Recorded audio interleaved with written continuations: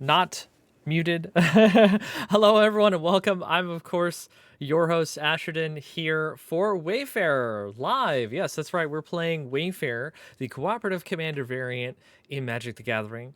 Wayfarer, of course, is a game that plays much like Archenemy, except you are playing with the Scrivener, going through an entire storyline that we've created for all the people that play Wayfarer with. Now, of course, the Scrivener is the host and the person who plays all the different story cards, and we have our players, who are the Wayfarers themselves, who arm themselves with spark emblems and can gather items during gameplay, and they'll be going through the final episode of our first content release. Yes, we finished our first content release called Arcavios Schools Out Forever.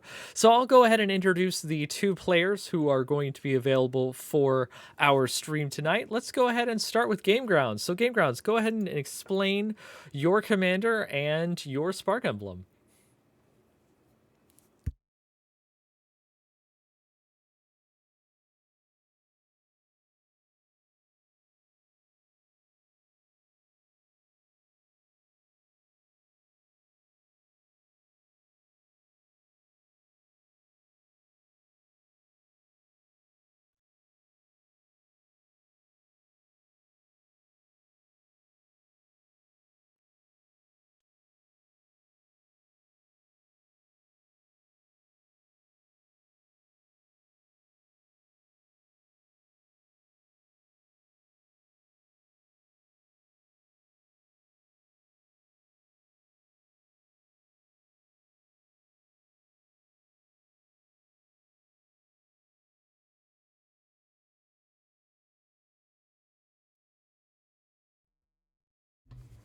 Awesome. Great. Yeah. So, of course, GameGrounds has been doing quite well with the Elf deck. If you've watched any of our previous VODs on our YouTube channel or here on Twitch, you can see that he's grown huge armies to deal with the problems that have been happening on Arcavios and near Strixhaven. So let's go ahead and go on to our second Wayfarer that we've had along through this entire journey. We have Finnegan. So Finnegan, go ahead and explain your deck and your Spark Emblem.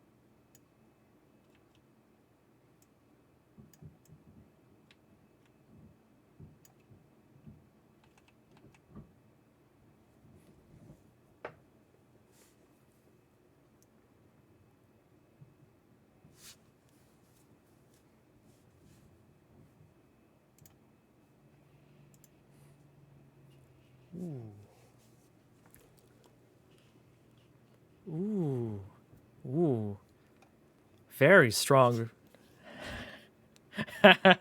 Very, very strong indeed.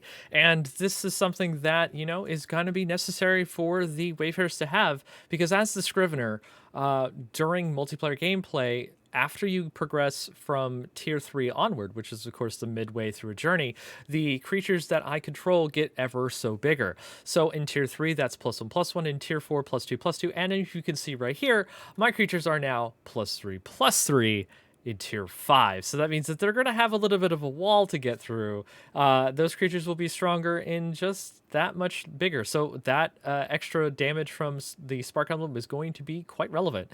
And especially for the fact that, the Judicator only sits at a 4/4 now as opposed to a 2/2. So those things will definitely change it up. So to go over some of the story that has happened previously, to give the viewers that maybe have not caught up as well.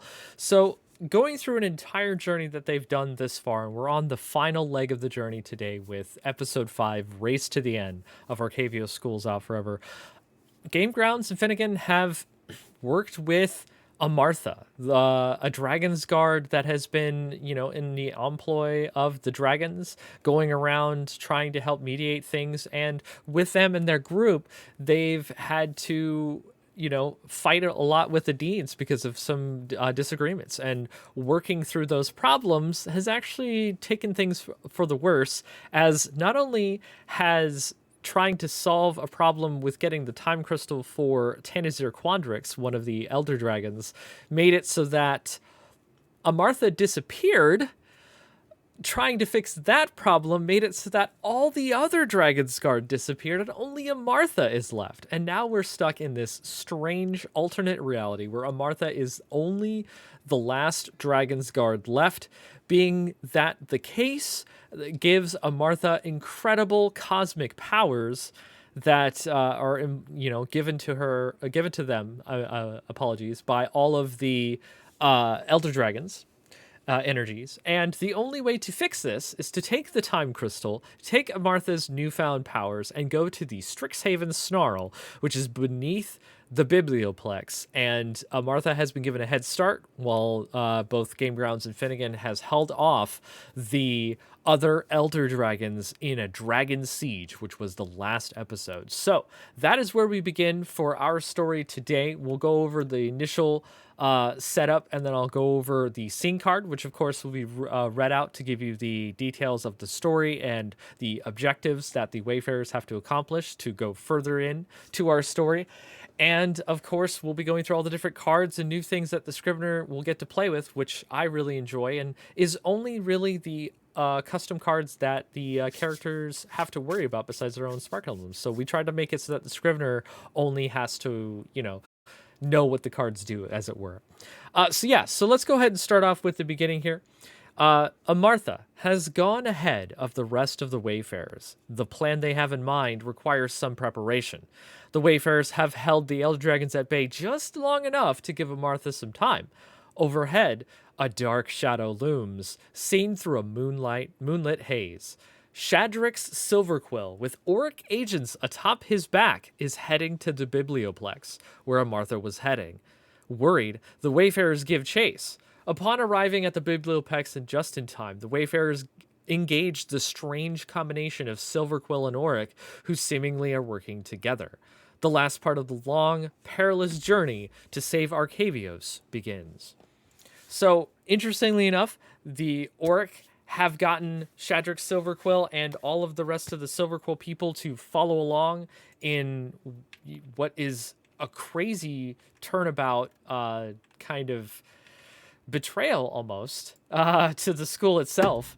And, let's go ahead and check out the scene here, and we'll see exactly what you'll have to do to progress through this, because they are waiting at the beginning. So the act card here says must break through is for our first scene. So, of course, every episode of our journeys have 4 scenes in them. This is, of course, just an explanation for the new people watching the stream. So the flavor text on this says, in front of the Biblioplex is the unwelcome sight of Shadrix and Threen of the Auric working together. So when this scene opens, I do the following. I get a predefined Shadrix presence token. I think it's supposed to be emblem, I believe. I'll have to fix that later. And put Threen Auric's armor from outside the game onto the battlefield. Token emblem, I think it might be what it's supposed to say. And then if there are 2 more Wayfarers, I get an emblem with creatures I control are +3/+3. That has already happened. Otherwise, if it's solo, creatures that I control would be +1/+1. And then I put 4 obstacle counters on this scene for each Wayfarer. So it's going to have 8 on there. And then at the beginning of my upkeep, if I control fewer barricades than there are Wayfarers, create a number of 0/2 colorless barricade artifact creature tokens with vigilance and reach equal to the difference. So we will have barricaded you from getting into the Biblioplex, and you have to get through. So whenever a permanent I control leaves the battlefield, remove an obstacle counter from the scene, so you got to get rid of those barricades. And then if there are no obstacle counters on the scene, ready the next scene. And that's how you get into the next scene. So I'll start with my life total at 45. Both of you will start your life totals at 50, because we're at tier 5 now. And I need to get my first hand. So let me first of all get the emblem that I'm referring to, the Shadrix presence emblem. So what that does is If I would lose control of a creature named Shadrick Silverquill, put it outside of the game instead. Then whenever a creature becomes a target of a spell I control, I can put a choice of +1/+1 counter or a -1/-1 counter on that creature.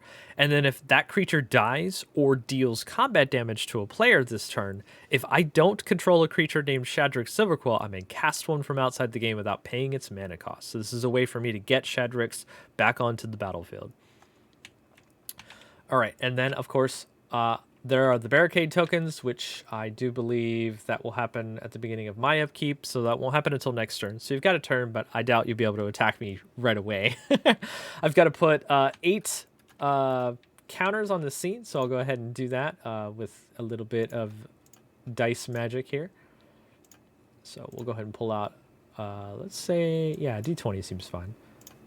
And we'll put that onto the scene, and we'll change that to be 8 counters. All right. As soon as we can get there, come on. 16, 14, 13, 12, 11, 10, 9, 8. There we go. Okay. I don't get Shadrick Silverquill just yet. I have to do the emblem thing first to be able to do it. And you do not get Amartha if you're wondering about that, because that was the question you asked before, right? Okay. Yeah, so that does not happen. So, all right, the spoils deck has been shuffled. I will shuffle the scene deck and draw myself 3 cards.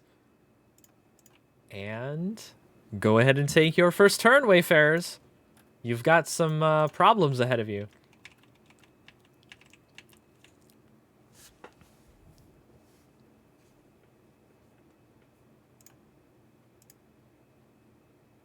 Ooh.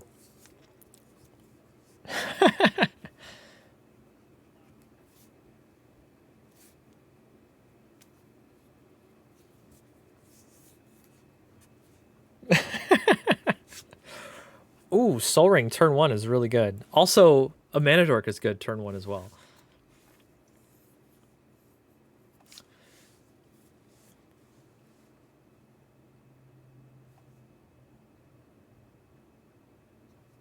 Ooh.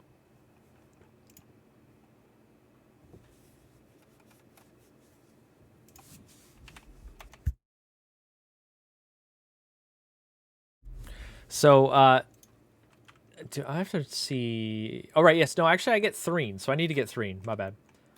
Do. Because I do get that when the scene starts, so I will get a Threen. So Threen Oryx Armor, for people that are new to the stream or watching, is a 3, a white and a black legendary creature human warlock, 3/3. Trample ward, pay 3 life. Other warlocks you control have ward, pay 3 life. Then as long as Threen is infused, which is a special ability that a scrivener can do when I have 3 essence lands, it has Undying and Intimidate. And then its flavor text is "Don't even try to run." So this is definitely somebody you recognize. You've experienced them perhaps maybe at the start of your journey. They're of course back for a little bit of revenge. They're kind of they may not. I would say they probably might remember you. I'm not entirely sure if they would have encountered you in this alternate reality for sure, but they're definitely here to stop your way. So unfortunately, I have +3/+3 for all my creatures. So Threen is actually a 6/6. So a little bit bigger than normal.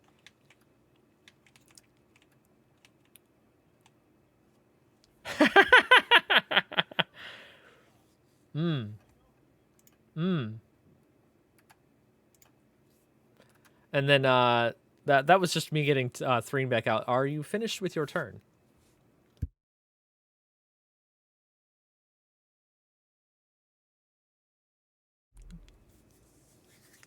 All right, and you'll get the Ritualist, the final form of the Ritualist. Amazing. Okay, so that will be the end of your turn. It will now be my turn. I actually get to do my things on my upkeep, which is I control no barricades, so I will create 2 barricades. So I will put the barricade out. Let's make it look kind of cool. I'll put both barricades around each side of Tone or Threen here. Yeah. So we'll get those out. Vigilance Reach. They are 3/5s with the multiplayer bonus. So Yeah, vigilance and reach. So they've got some barbed spikes on them. So don't run your creatures into them. But they are artifact creatures. So if you have any artifact destruction, that will also work to get rid of them. So that should help you there. Strategic's presence will only trigger if a creature becomes a target of a spell I control. So yeah, that won't happen until that sort of thing happens. So starting my turn. On my turn, of course, it's different for Scriveners. I will go my untap, upkeep, and then draw, except I don't draw because I always draw at my end step.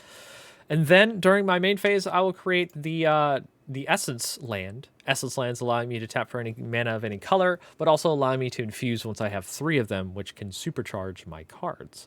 So, and then after that, I will cast spells for free, equal to the number of Wayfarers. I will always have a hand size equal to the number of Wayfarers plus 1, so I have 3. So that means I'll cast 2 spells for free this turn, and already starting off with a nice, you know, pile of cards right here seems pretty good. So you have a little bit of an uphill battle to go through. So my first thing I'm going to cast here is Mage Hunter's Onslaught and Ink Shield Switch Pet, which is a new card.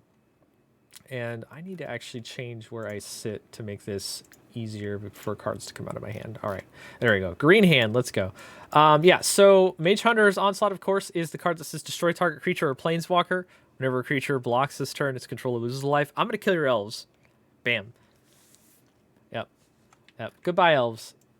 Yeah. And then Inkshield's Switch Pet is a 1 and 2 white creature that has it's 3/3, so it's a 5/5. You may cast Inkshield Switch Pet from your graveyard as an aura enchantment with an enchant creature. It's no longer a creature, so basically like Bestow. Enchant creature gets +3/+3. And then as long as Inkshield Switch Pet is infused, it and enchanted creature each get +2/+2 and gain vigilance and lifelink. Which actually that should probably say have vigilance and lifelink, so I'll probably have to change that. That's good to know. Let me open a little notepad here so I can write down some of my notes for later. So what is it? Scene should have emblem, and then Switch Pet should have. Got it. Okay, cool. Yeah, so you now have another 5/5, or sorry, a 6/6 out there because it's +2/+2. Yeah, 6/6. There are 2 6/6s and 2 3/5s, but these are wait, vigilance and reach. They should probably also have defender on them, and I don't know why they don't. That's a good question. Yeah, they probably should have defender on them so they can't attack you. Yeah. So yeah. No, they should have defender on them. So that should change that. Apologies. I'll actually write that on the card themselves. Tone. Tone. Are you talking Threen? Threen is trample, ward, pay 3 life. And then other warlocks you control have ward, pay 3 life. So there are no other warlocks, so that doesn't work. But as long as it's infused, it gets +3/+3 and has undying and intimidate. So it'll become a 9/9. If I infuse it, that has to actually happen, right? So let's see if I can put some text on here. Notepad. I guess that would work. Defender. It just like covers the whole thing. I'm not sure if that would be. I mean, I guess that kind of works, sort of, maybe. Toughness is token. Okay. I mean, I could just like probably write it. Yeah, hold on. Yeah. Grab myself a. Oh, it's probably over here. Yep.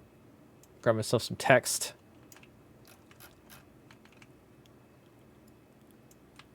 Mm-hmm. Mm-hmm. Yeah. Defender. Yeah, there we go. Oh, that definitely shouldn't be green in color. There we go. Defender. Big old defender text on there. Is that going to be easy to read? All right, perfect. And I could probably copy that too, actually. Clone that. Put it over here on the other one. Perfect. There we go. Big defender text. All right. Yeah, so I will... It's my first turn. The creature... When the scene opens, so it actually would not have summoning sickness. So yeah, I'm just going to go ahead and attack you. You have 50 life anyway, so it's probably not a big deal. And maybe that was also the case of why they didn't have defender on those barricades, but I'm just going to go ahead and get the defender right now, just because I feel like that's probably what they should have had. So I'll just go ahead and go into combat, and I will attack... let's hit Finnegan for 6. All right. If a creature would block this turn, its controller loses a life.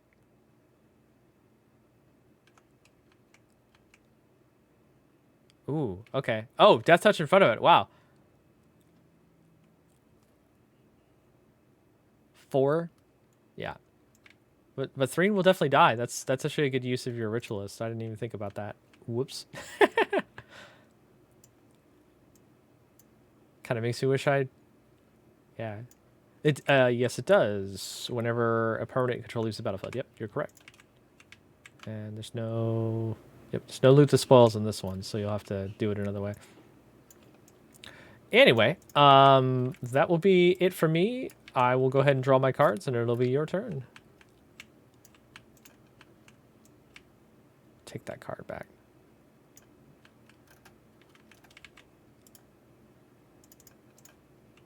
Ooh, interesting cards.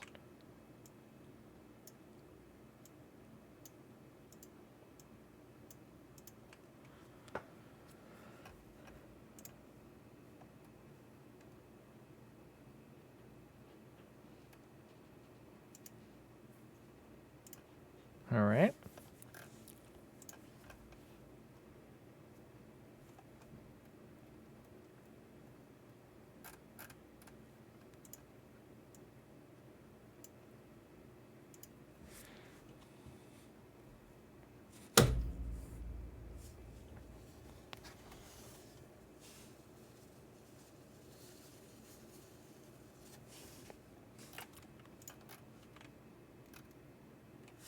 Defender, Vigilance, and Reach. Yep.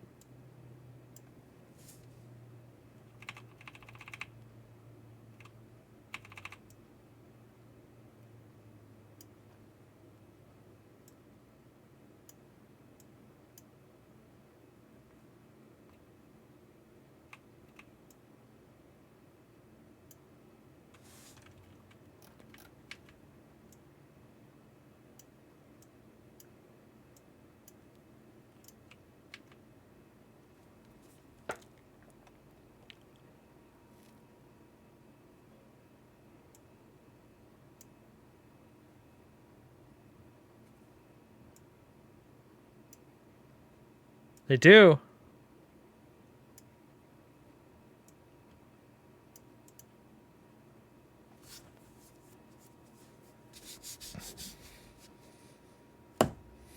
That...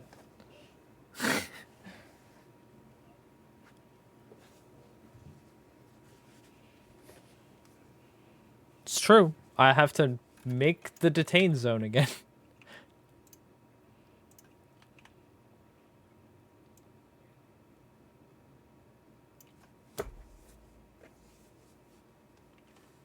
All right.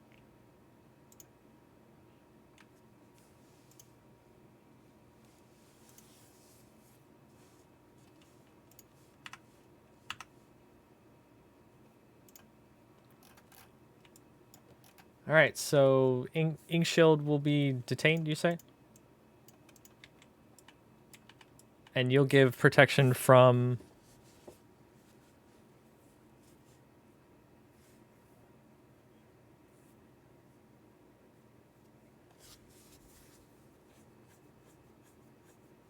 Okay.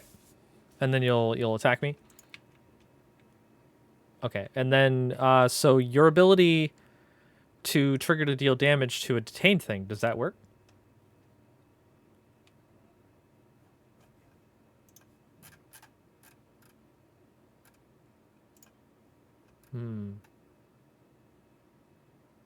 Okay. No, unfortunately not. Yep. You're right. All right, so I will take, what, 4? Okay, I'll go to 41. Detaining stuff is a good thing, though, so...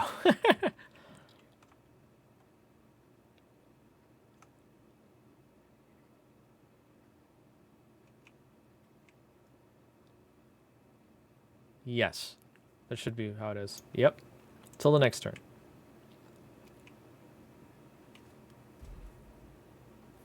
All right, awesome.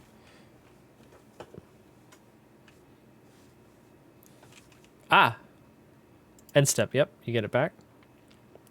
All right, so we'll go back over to my turn, and I will start. I will get myself another essence. Let's go clone it up. So I got 2. I totally forgot to do Shadrach's presence trigger last turn, but that's my fault. So, it says you may, so it's a may trigger. I got to remember that. So I will definitely remember that with targeting things. But this turn, I'm gonna go ahead and cast 2 new spells. I'm gonna go ahead and cast yet another Ink Shield Switch Pet, so we'll get another 6/6 out here. It doesn't do anything unless it's infused, so it's really just 6/6. So that we'll cast that out there. And my second spell I'll cast will be Shadrach's Inspiration. This is a new spell. This is 2 white for sorcery. Target creature you control gets +2/+2 and gains flying until end of turn. Then other creatures I control get +1/+1 until end of turn. Now, I would normally cast this on something that, you know, would be able to attack, but since I've given my Barricades Defender, it's not going to really work here. So I'll just go ahead and target the Switch Pet, give it +2/+2. The Shadrach's Presence will trigger and give a +1/+1 counter on that creature, but I'll also get Shadrach's Silver Quill out, which is the entire...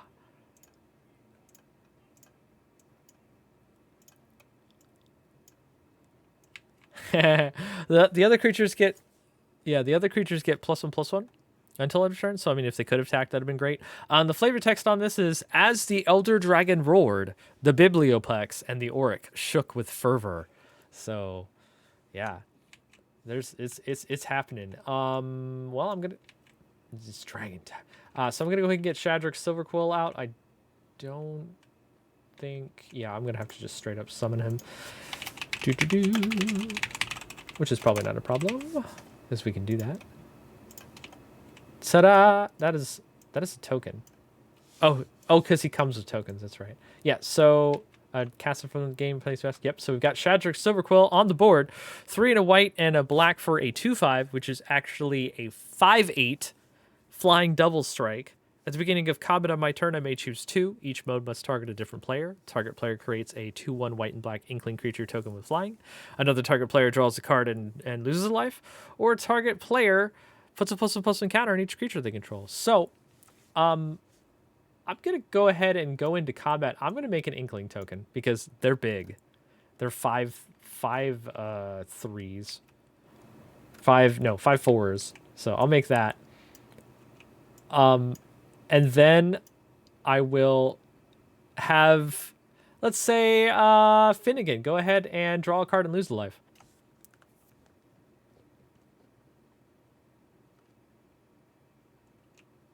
So Shadrach's here. Shadrach is totally here and is wanting to stop you in your progress in deeper through this. So another good way to probably get through this scene would probably do some board wiping, because removing all these obstacles really fast will probably get a lot of obstacles off the board. So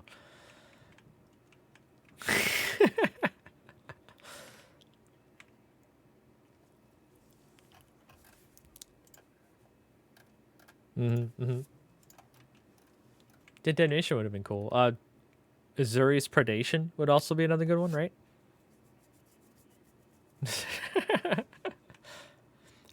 Yeah, because they're 4/4s, right? Yeah. Okay, so I'll go ahead and go into combat. Shadrach's can attack. The Switch Pet cannot attack. It just came out. The other Switch Pet is detained, as you can see. So nothing can attack you. So, yeah, that's fun. So I'm just going to go ahead and pass it back to you. So, because I've got nothing else to do here but wait to attack you next turn.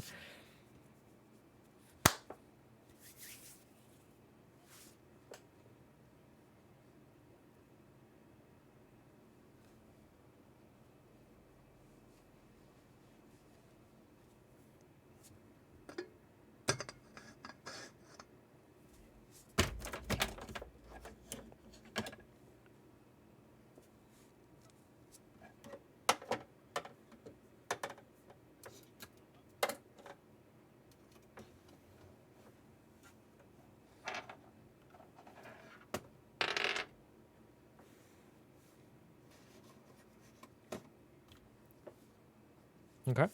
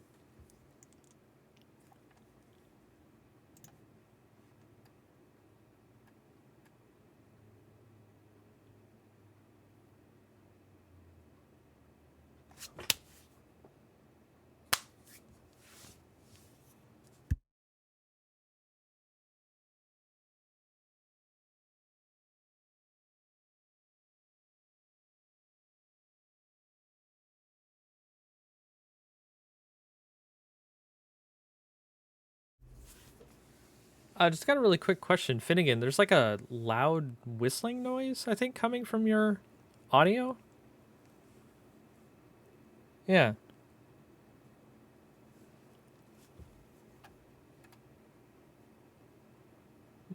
Yeah.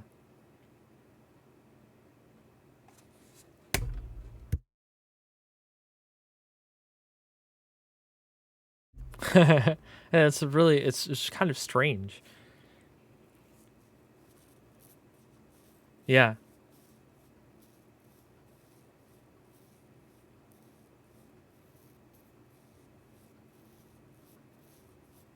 Okay. Yeah,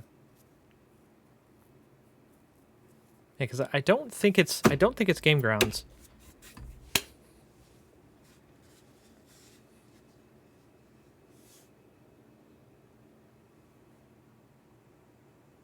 Oh, that's much better. Yeah.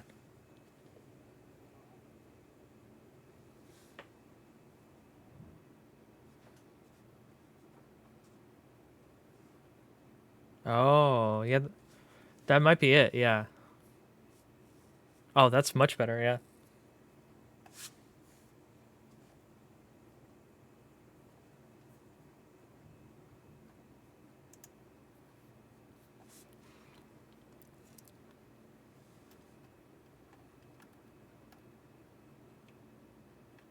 All right. So I will put back, of course, the switch pet up with the rest of the crew. So you're staring down a 5/4, a 7/7, a 6/6, a 5/8. No, a 6/8. Yeah. And a 3/5 and a 3/5 defender vigilance reach. That's a lot. It's not a lot. It's just a little bit, you know.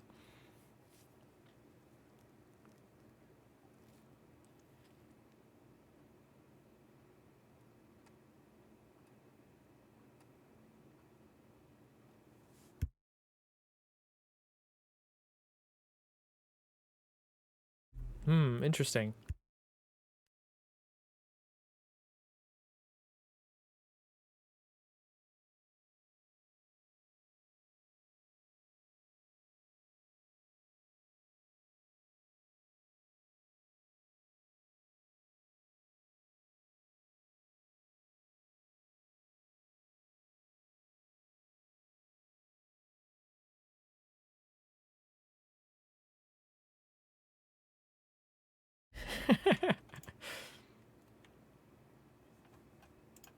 You need some strength.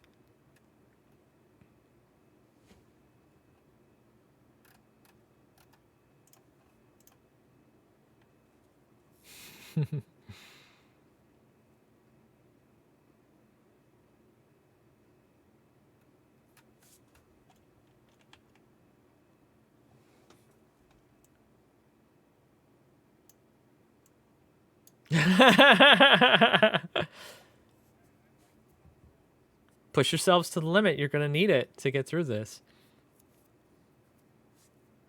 Don't hold back.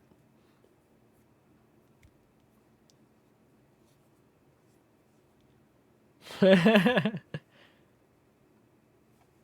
you've got the You got the card out that helps you get more elves, huh? Promise of the fair. All right.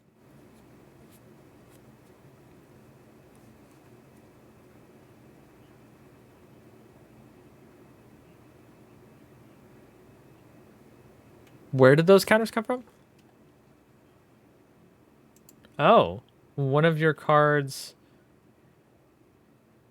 You put that many -1/-1 counters on any target creatures? No wonder. All right, okay. So that helps out a lot. Okay, I didn't realize that would happen. Yeah, so I'll go ahead and put those. You put them on Shadrix? Okay. Very true, very true. So I'll make them purple, just to let you know that they are -1/-1 counters. So there are 3, right? Yeah.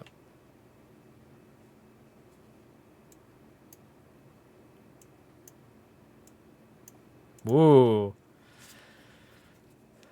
Wow.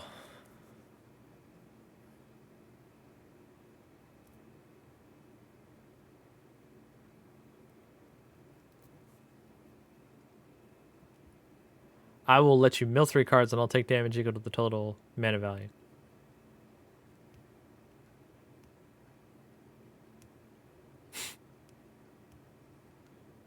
Six. 8. All right, so 41 from 8 makes 32? No, 33. I'll go down to 33. Still, Hawkite in the yard's pretty good. 6/6 first strike can win combats up against 6/6s. It's pretty good.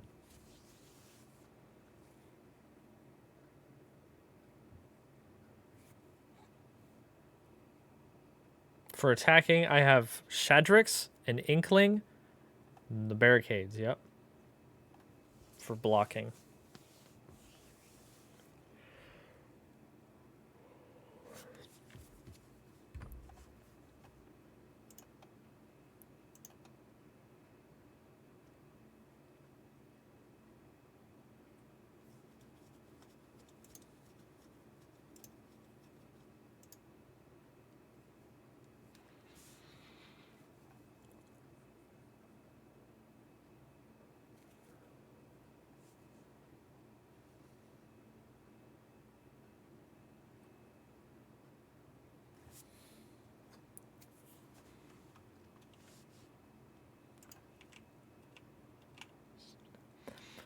So we want to put the counter switch pet into the detain zone, right? Okay.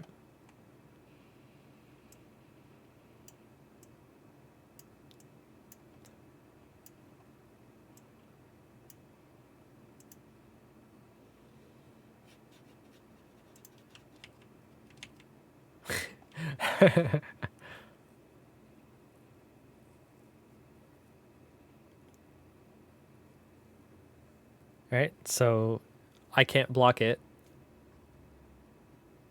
So I'll take another 4. Yeah, see, you're getting there. 29. Not bad.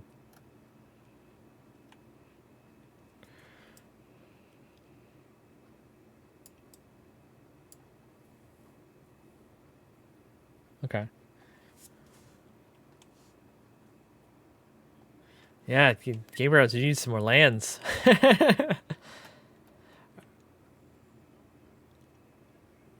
Okay. All right. All right. All right. So then I will be done. It's funny how Shadrix is back now to his regular stats, so he's just a 2/5. But I mean, next turn you can do that death trigger off of your emblem again, so you'll be able to kill something. Maybe even kill Shadrix. It's true. So you are done. So I will now take my turn. I will get another essence land here. So now I can infuse things. But honestly, I don't think I really need to infuse much against both of y'all. So I got a nice board over here. I don't have to worry about it as much. So I'll go ahead and cast my 2 spells for this turn. I'm gonna go ahead and cast. Yeah, let's go ahead and cast. Well, not that. Let me go cast. I want to cast some new spells. So let me cast Auric Retort Guard, 2 white for a 2/2, who's a 5/5.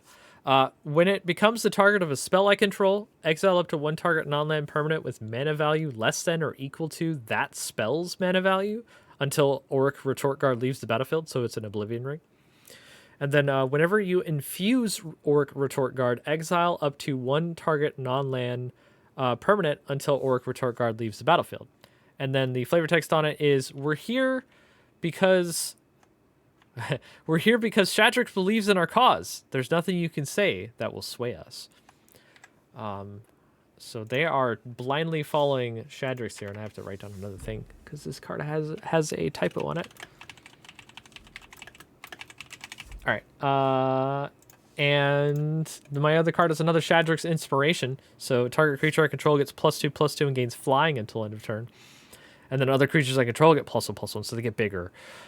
So we're gonna have some fun here. So I'm gonna go ahead and give the switch pet flying and +2/+2. So now it is a 7/7. No, sorry, an 8/8. Which what I want to do is let's put some dice on this so you can tell what its stats are. No, don't flip it. 11, 10, 9, 8. Yeah, so it's an 8/8. And then everything else gets +1/+1. So these barricades are now, instead of 3 5s, they're 4 6s. Shadrax is now up to a 3/6, which is funny. And then the Inkling, instead of a 5/4, it's a 6/5. So yeah. And then the Auric Retort Guard will chill here. He won't get his benefit from being targeted to exile things, so we're not too worried about that. So that will go away. Shadrax Presence triggers. I can put a +1/+1 counter on the creature I targeted, so I'll go ahead and make the switch pet a 9/9. It technically has a counter on it, so I'll go ahead and just clone the counter on there instead. So yeah, that's a 9/9. It doesn't have vigilance or anything, so it gets to attack, but it taps. So let me go ahead and move these barricades over because they're kind of just doing their thing. Stack those up so you know that they're both there. And we will enter combat. And when I enter combat, I will make GameGrounds go ahead and draw a card and lose the life. And then, man, I'm going to put a +1/+1 counter on every creature I control. So that negates a counter on Shadrax, puts an additional counter on Inkling, puts another counter on Auric Retort Guard, and puts a counter on the switch pet as well. So they also get bigger. So as we enter combat, I want to attack. Let's see. The damn Judicator has protection from me, so you can just block anything in the air. So yeah, I might as well attack anyway. So I'll just go ahead and attack. Let's see. I'll put because this is now instead of a 6/5, it's a 7/6. I'll put the 7/6 toward GameGrounds. Shadrax will go toward Finnegan, who is a 4/6, if I'm correct. Yes, 4/7. Every time a +1/+1 counter and it is added to a permanent, they cancel each other out. And then the switch pet will come at which is 9/9, will come at Finnegan as well. So I'm pretty sure Zombie's probably gonna get thrown on that, and that's it. That's the only ones I can attack with. So it is. Oh yeah, so I guess you have to figure out which one you want to block there. Oh yeah, so Inkling at GameGrounds, and Shadrax and switch pet at Finnegan.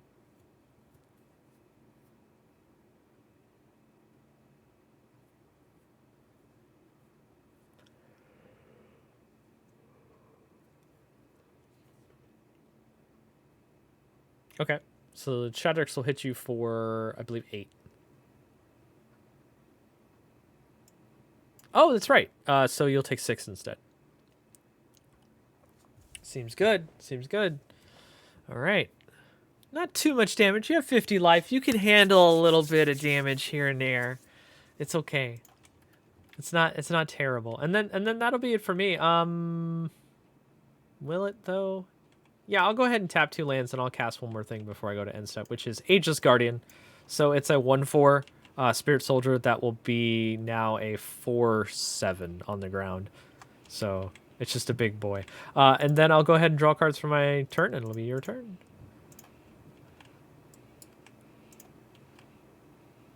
Nope. So I've got several tapped creatures here.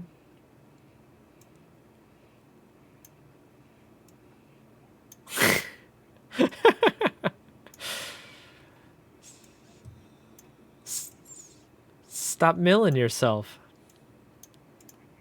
No.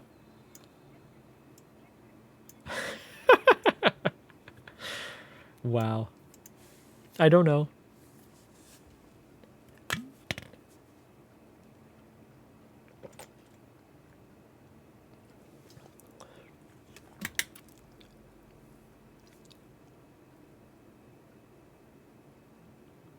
With your life trigger, can you just exile lands for life?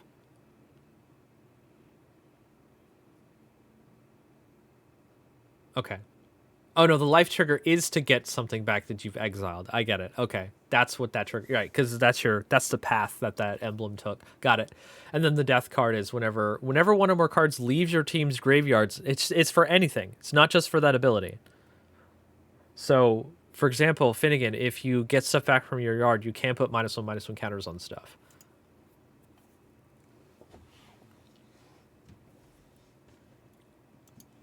When his trigger goes off after he mills. Yep. So after he mills 2 cards, both of you can return a card that you've exiled with that emblem to your hand, or the ritualist.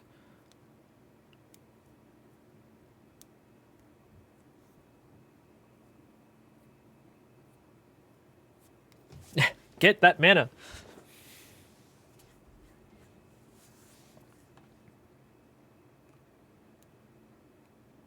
Look, it's a zombie named Rob.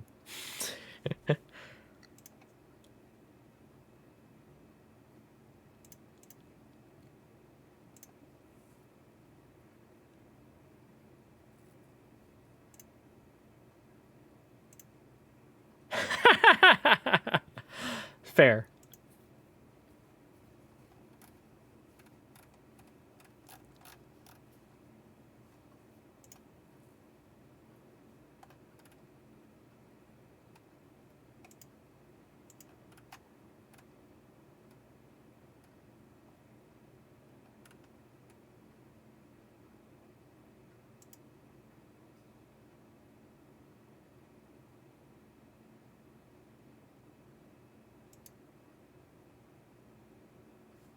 Oh, your camera disappeared? Is that what you're saying?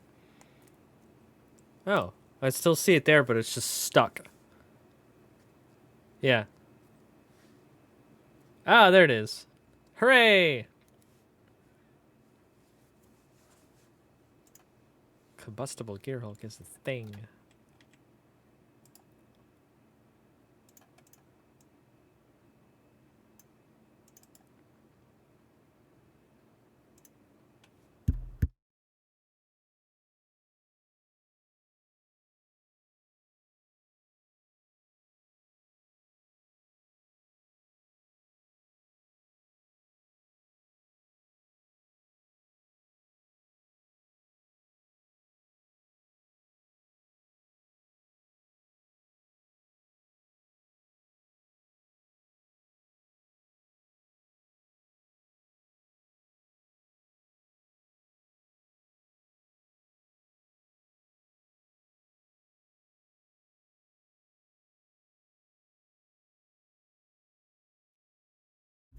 Yep.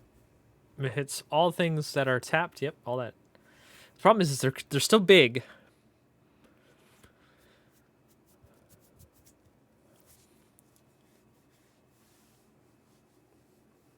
No, they're bigger than that. Yeah. So it's got +3/+3 and also the +1/+1 counter. So it's +4/+4 total. So it's a 6/5.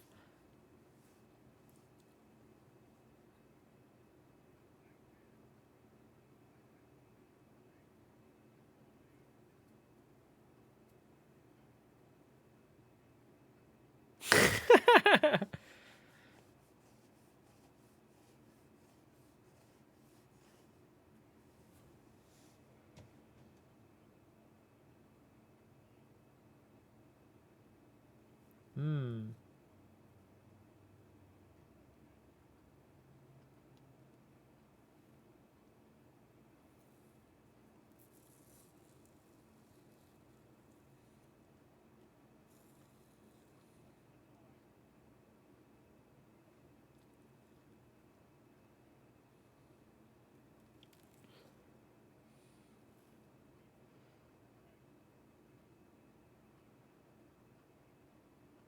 With the ritualist, I get it.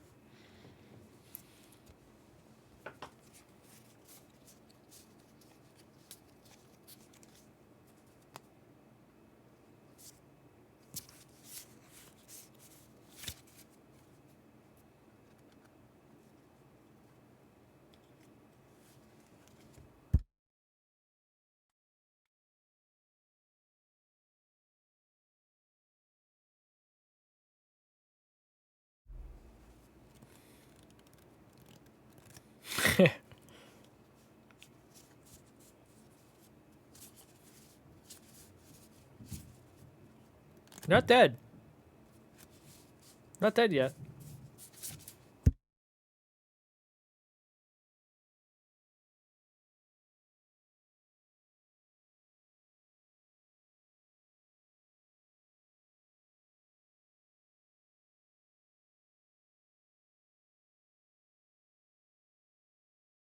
Hmm. That is a very good point.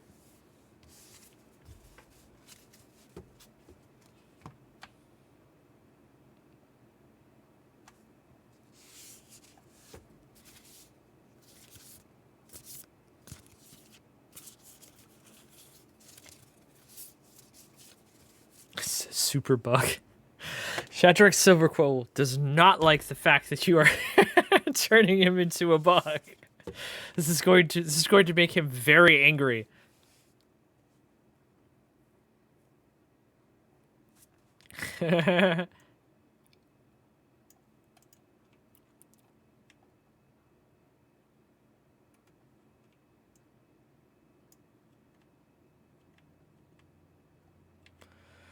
All right. Yeah, that's the thing that happens. So I will conjure that up.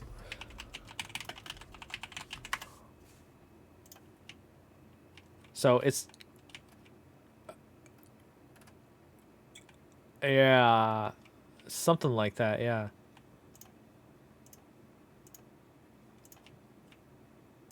There's the Darksteel mutation.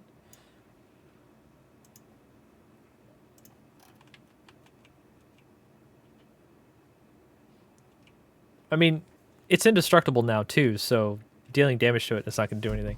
But yeah, it makes it a 0/1, but all my creatures are automatically +3/+3, so it's a 3/4 -2 -2, so it is a 1/3. Yes. All right.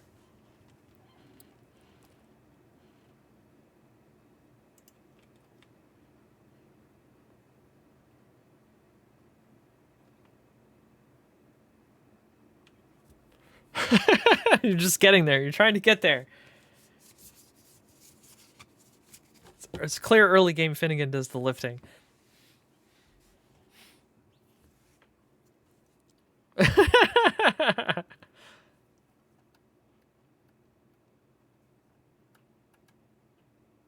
Okay. Detaining.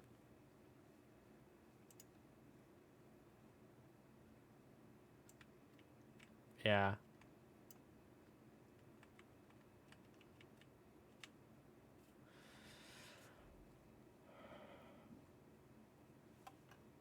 All right. So I will. Yep. Silverquill takes it, but does not die. Because it's indestructible. And yeah, the other ones take the damage and they also do not die. Now, if you had somehow a way to give it death touch, that would be amazing. Because I'm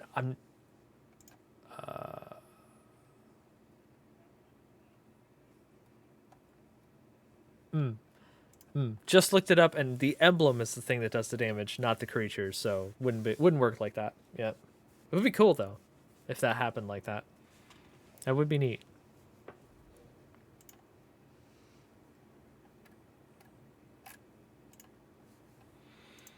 right, awesome. So if that means you all are done with your turn, okay, then I'll kick it back over to me. I will untap my stuff for turn, and then I will get myself another essence land. Fantastic. And after doing that, I'm at 25. Ouch, that's some low life there. I need to deal something with that. So let's go ahead and let's see. So only the Judicator has protection from me. Everything else doesn't. Okay. Well, I don't particularly like. Yeah, I don't like either of y'all's creatures, so I'm gonna have to deal something here. So I'm gonna pull out for this turn Mage Hunter's Onslaught and Rise of Exodus.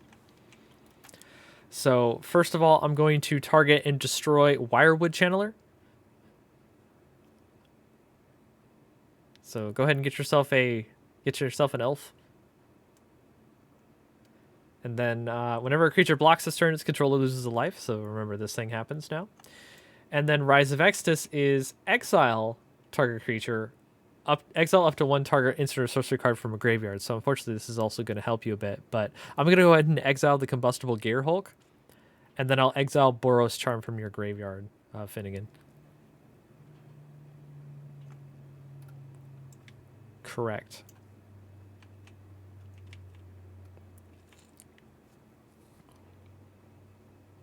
This switch pet is not an 8/8 anymore. It's a 7/7.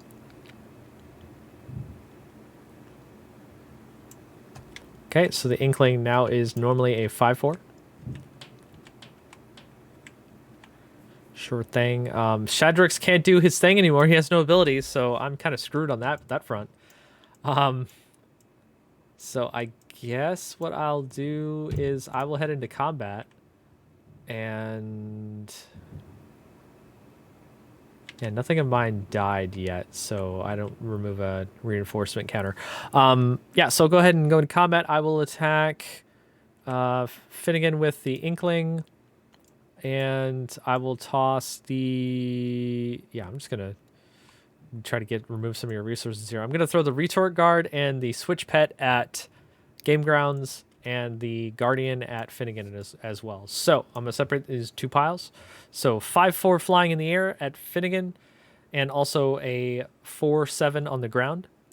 And then at you, GameGrounds, it is a 7/7 and another 7/7. No, sorry, a 6/6. Yeah. Yep. 2/2. Yep. 6/6.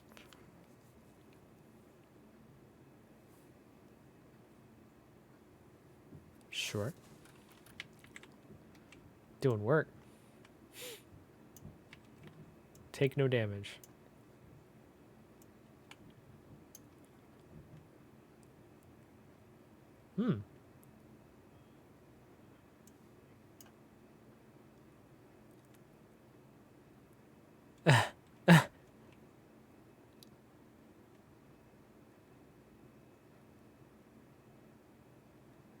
Okay, that actually puts -1/-1 counters on things, if I'm correct, right? Oof. That's that emblem.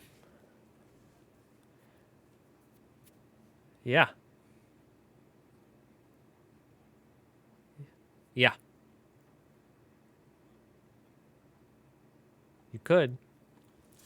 This may have not been the best attack, now that I think about it. A 6/6 and a 7/7.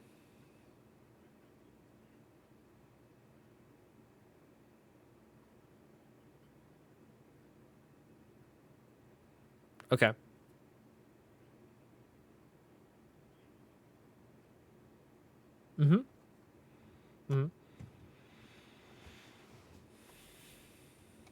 So Finnegan is definitely going to kill the Inkling just by blocking it with the Judicator. I have the 4/7 here.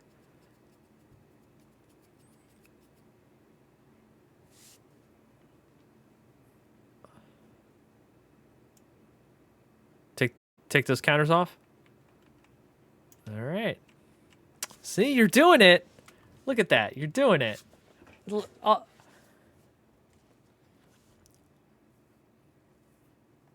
This is why you are Wayfarers and you have Planeswalker Spark emblems, so you could deal with this. And it's working out beautifully.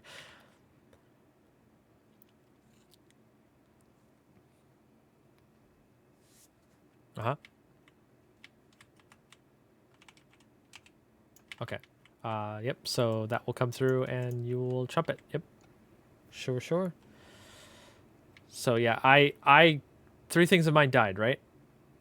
So 3 counters from the reinforcement down to 4. Or is it reinforcement? Sorry, obstacles. So 4 obstacles left. You're breaking through those barricades in a way that's not actually breaking the barricades. You're finding a side path, maybe? Just around through dead bodies. Maybe you're just piling them up so you can try to climb over. Maybe that's your goal here.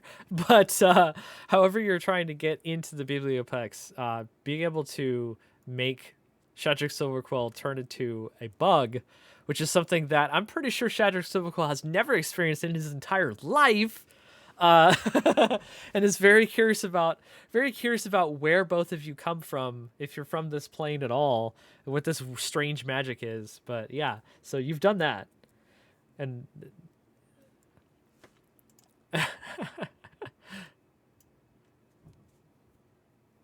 it's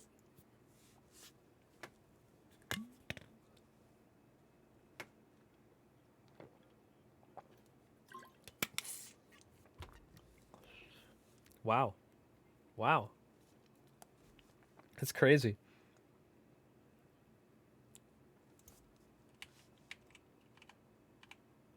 Okay, well, I have nothing on my board now, and I'm kind of mad. You're taking care of my board quite well, so I'm gonna have to do some stuff with that. I was supposed to draw cards for my last turn. Didn't do that. Okay. So no, wait, no, that was I attacked you, right? Okay, so no, I don't draw those cards till my end step. So, I'll put those back. I'm gonna draw them anyway, but I'm gonna go ahead and cast another Auric Retort Guard in my second main phase, which of course, if he becomes a target, I get to exile something until he's gone, equal to or less than whatever spell I cast targeting him. And then if he gets infused, he'll just straight up doing it without being targeted. I'm not gonna target. I'm not gonna infuse him. I don't even have the mana to do it. So I'll just put him out, and then I'll go ahead and draw 3 cards at the end of my turn. It'll be your turn. Damn, I didn't realize that was my combat step. That's crazy. Y'all did all that stuff on the combat step. It was a good combat for you. I wasn't thinking that through at all. I was just like, I'm just gonna punch you off for some damage. Who cares? Whatever, man. Just get into those Wayfarers' faces. And you were like, no, -1/-1 counters. I got elves here, and they're trying to get bigger. But this spark emblem though, bap bap bap bap bap bap, Gatling gun. You're just hitting them. Put them all full of bullets there.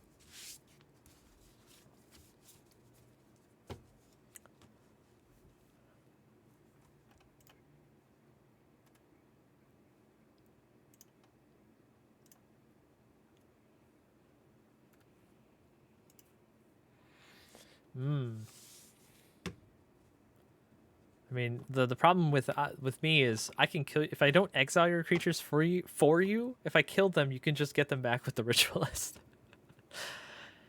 Ugh.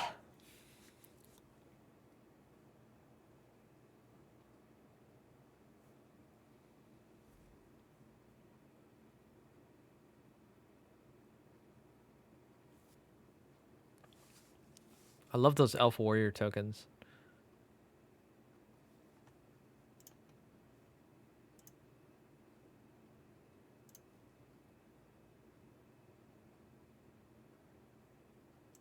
Ooh, very nice.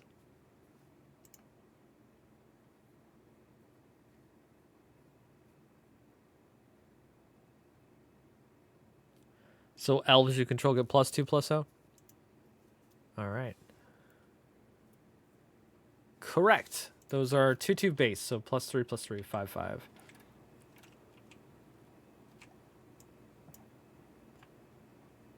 If they are target of a spell I control. Yeah. I have to pump them basically, or do something with them, like flicker them or whatever. Well, flickering would probably not be a good idea, but the boost they get from Shadrax's abilities will make them have the power to remove your things from the battlefield.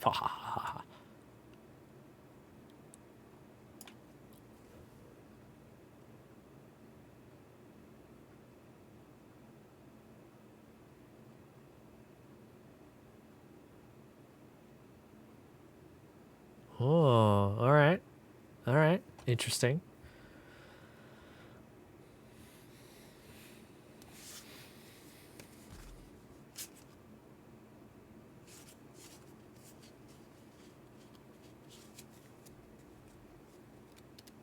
I don't.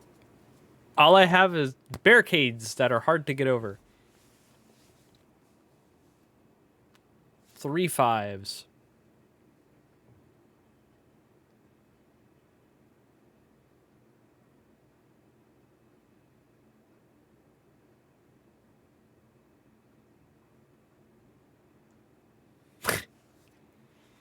All right. This switch pet is back out.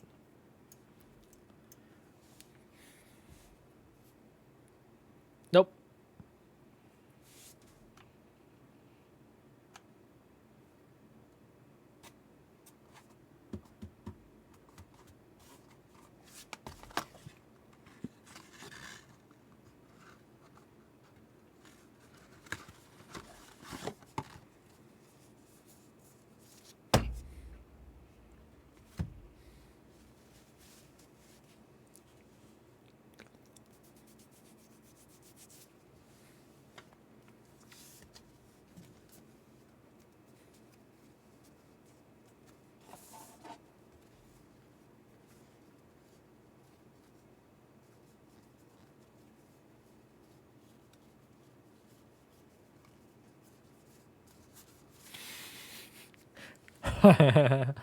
Oh, yeah. You guys are going to work really well together. Find out those synergies between your emblems and stuff.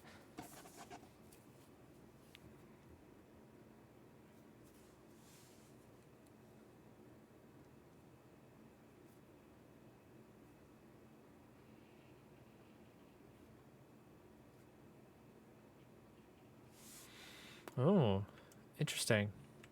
Barricade goes into the detain zone.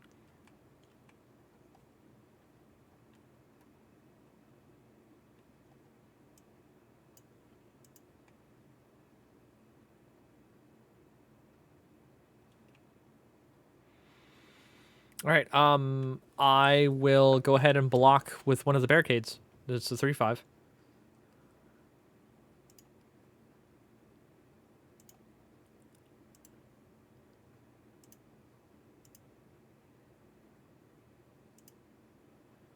Ooh. Any creature control became bigger. All right. I guess one of those barricades dies.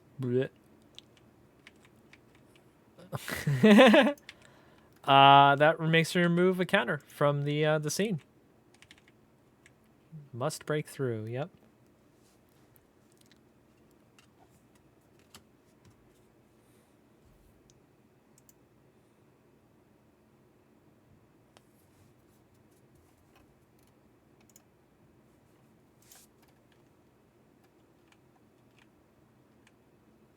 Okay. I'm really, really mad that you just basically like nerfed Shadrax's presence. Like that emblem does nothing anymore. All right. Yeah.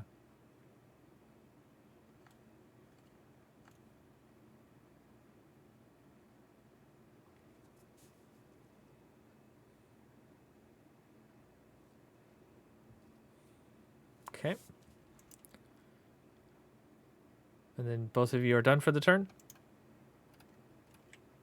All right. Time for my turn. I'll go ahead and untap everything I have. Yeah, technically when you attacked, the Aegis Guardian was tapped, so it took like 3 damage, but nothing happened. And also, I guess, the barricade over here, but it has enough health that it wouldn't die.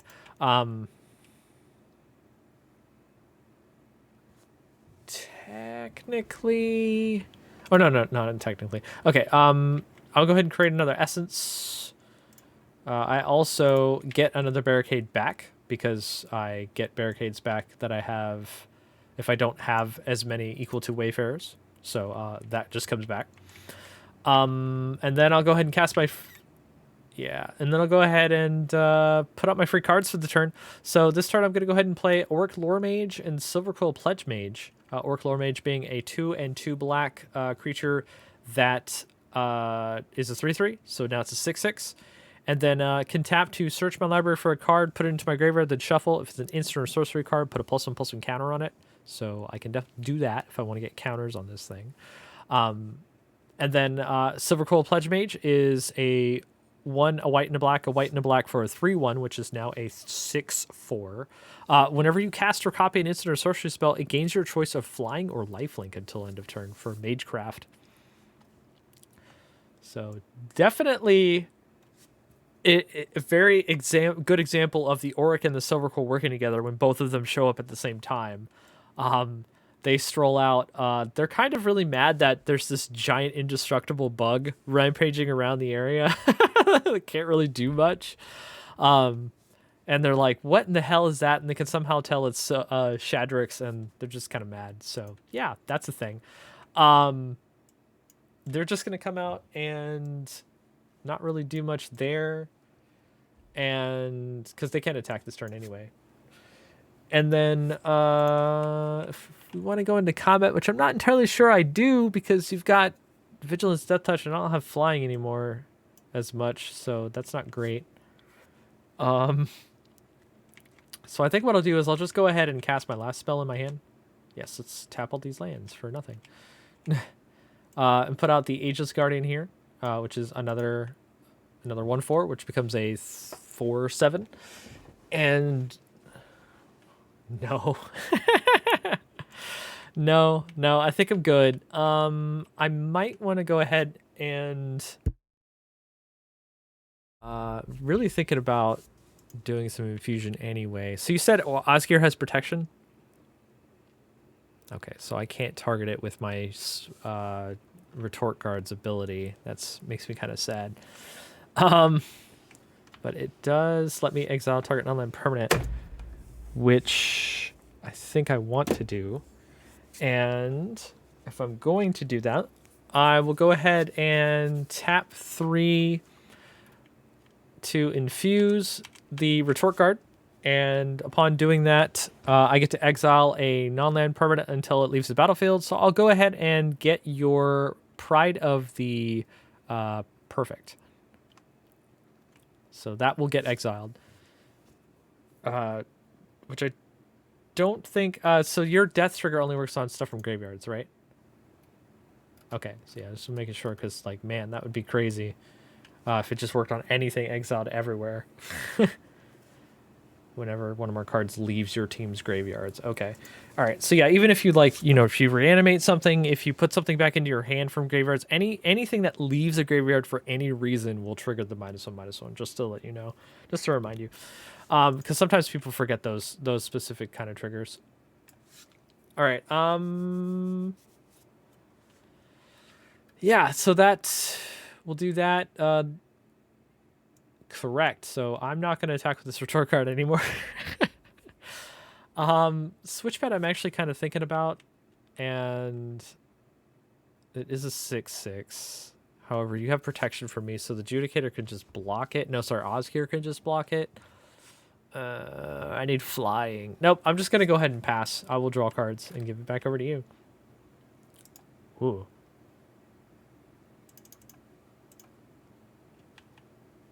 I just want to let you know, I have 4 cards left in my library.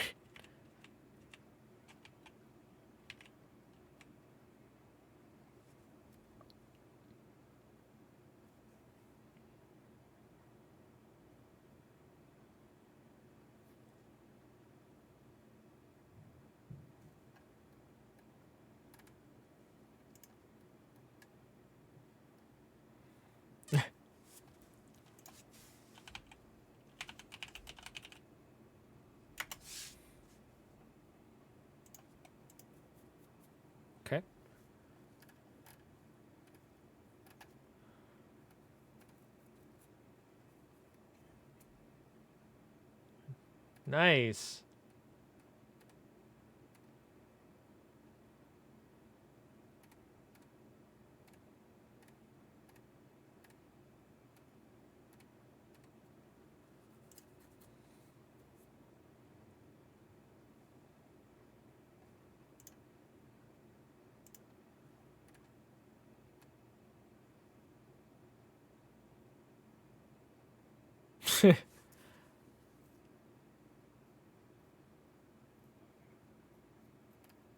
Oh no.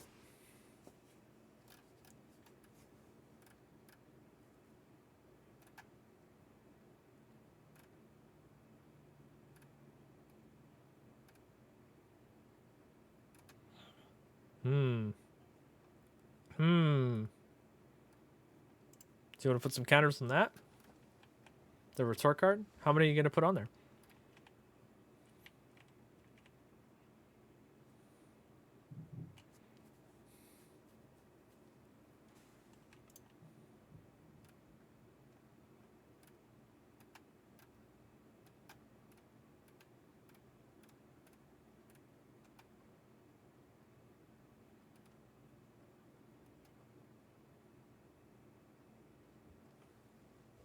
Hmm.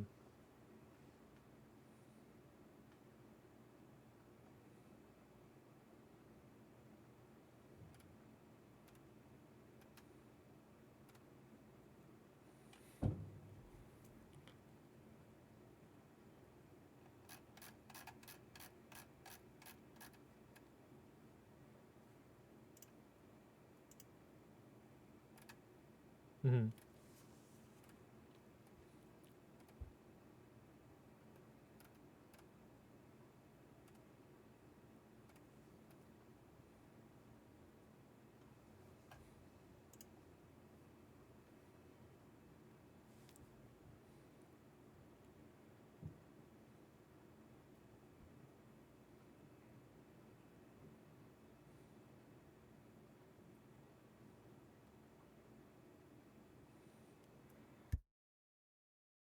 Oh.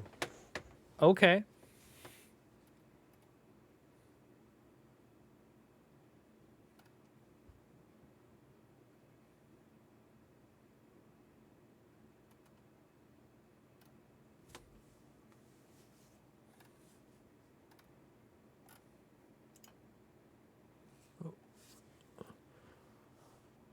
Whoa. Let's just get some angels out here. All right. Seems pretty strong. Wow. All right.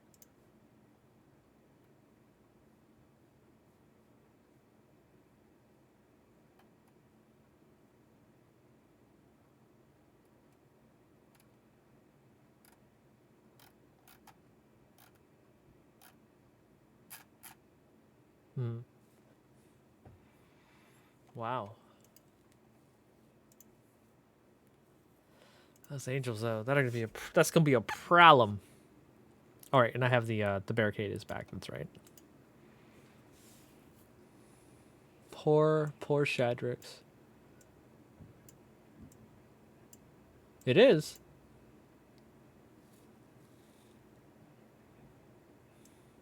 Yep.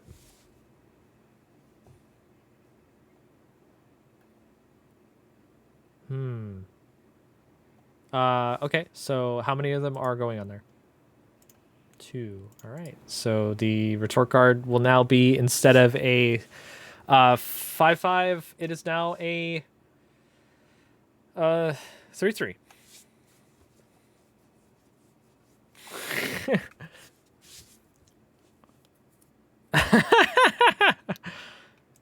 You all are too smart for me.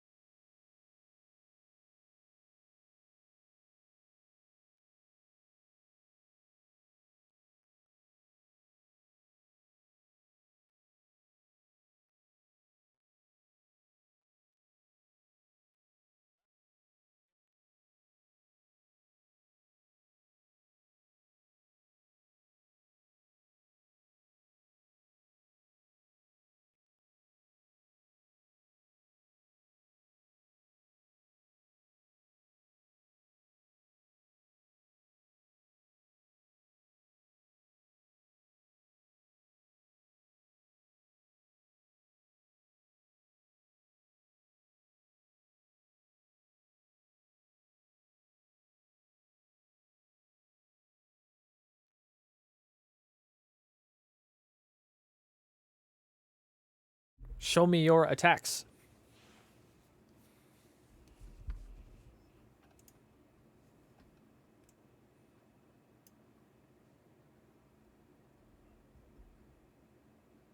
Osgear and the Judicator. Osgear having protection, right? Because the angel has indestructible. All right. Well, I will double block with barricades on the Judicator, trying to kill it. Or no, it's not. It's indestructible, but I'll double block anyway, just so that whatever. So they're both 3/5. So I'll block with 10 points worth of toughness.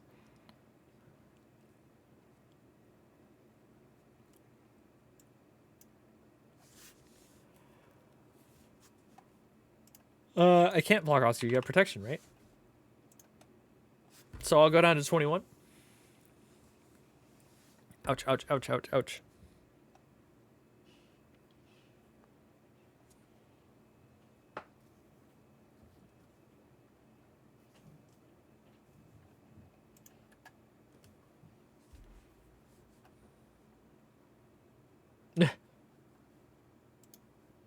You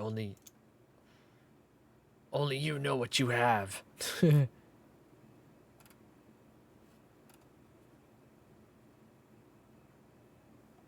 Counters.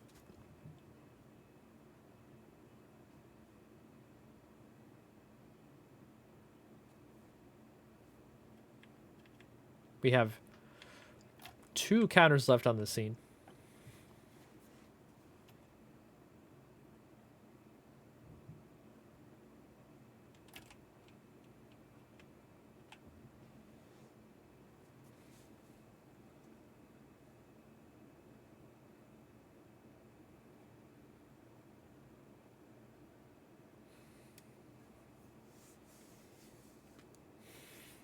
Mm-hmm. So you'll kill one of the barricades. All right, that puts the obstacles down to 1.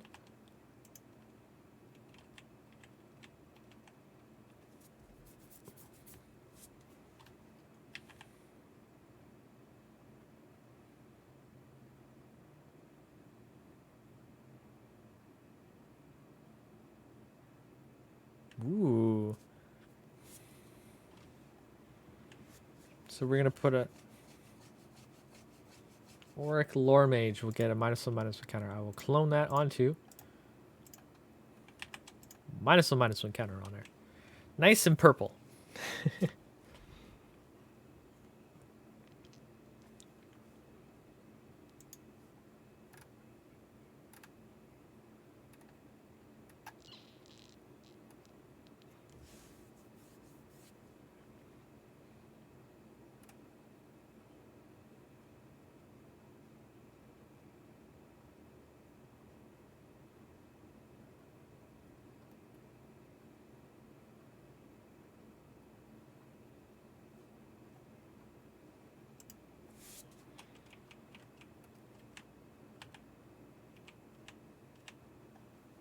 Okay. Ooh. And then you'll destroy my barricade. Other barricade is gone. That removes the counter, and you will ready the next scene. So that will happen before the start of my turn. So just let me know when you move to end step.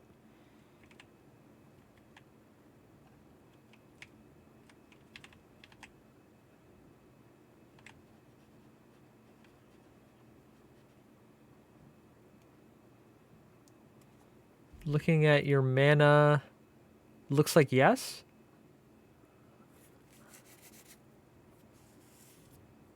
Yeah, that's the only card that looks new to me on your board, yeah.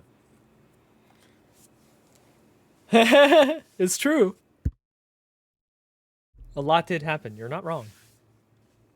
Okay, so if that is going to be it for y'all, then I guess we're going to go ahead and go on to scene 2. So before we hop into that, we can go ahead and read what the next part is before that. So you both break through the barricades very, very accurately, too, because you broke down the last barricade before getting through. You leave Shadrick's back there as well. I mean, I guess it kind of still follows you because it's still on the board. But yeah, Shadrax continues to follow you around as a bug. In addition to the other Auric and Silverquill that are also now chasing you into the Biblioplex as you're trying to reach Amartha and Amartha's plan. So you both entered the Biblioplex to find that the Auric have set it on fire. So fortunately, the books themselves are magically fireproof. Unfortunately, you are not. Yeah. Unfortunately, you are not fireproof. This feels familiar somehow. What also feels familiar is the fact that A2, Auric's shield from the trio of Auric that you have previously encountered, is also here. And she bars your way deeper into the Biblioplex, stoking the flames of resistance against your attempt to reach Amartha. So, taking a look at the episode 2 cart, it's called "The Fires Burn Within." So the flavor text is: after Threon's blockade, the mind of the Auric are here to stop you. A2 is ahead with fiery defiance. When this scene opens, put A2 Auric shield from outside the game onto the battlefield under my control, and for each Wayfarer, I create a 3/1 red elemental creature token with haste and trample. So these things will, of course, be 6/3s, 6/4s. Element Elemental tokens I control attack each combat if able, and have whenever this creature deals combat damage, create 2 tapped tokens that are copies of this creature, then sacrifice the creature. So they keep multiplying. That will continue to multiply if they ever deal combat damage. So you want to block the damage as much as possible, or prevent it, or kill the creature, or what have you. So at the beginning of the end step, my end step, I put a fire counter on this scene for each elemental token I've created this turn. Then if there are X or more fire counters on this scene, where X is 6 times the number of Wayfarers, so 6 times both of you will be 12. So if there are 5 fire counters on this scene, you will both take 5 damage, and then I'll just go ahead straight into the next scene. So yeah, you definitely want to stop them from creating yes, because, I mean, honestly, if you don't stop the damage, you might just straight up die from the scene's trigger anyway. But at the beginning of my upkeep, if I control no elementals, ready the next scene. So if you get rid of the elementals before any of all that happens, you'll go straight to scene 3. So you'll be able to break through a 2's fires here. So I gained 15 life being survived, so I will go back up to 36. So it looks like there. Okay, and then I will go ahead and do the whole magic of pulling out a 2 here.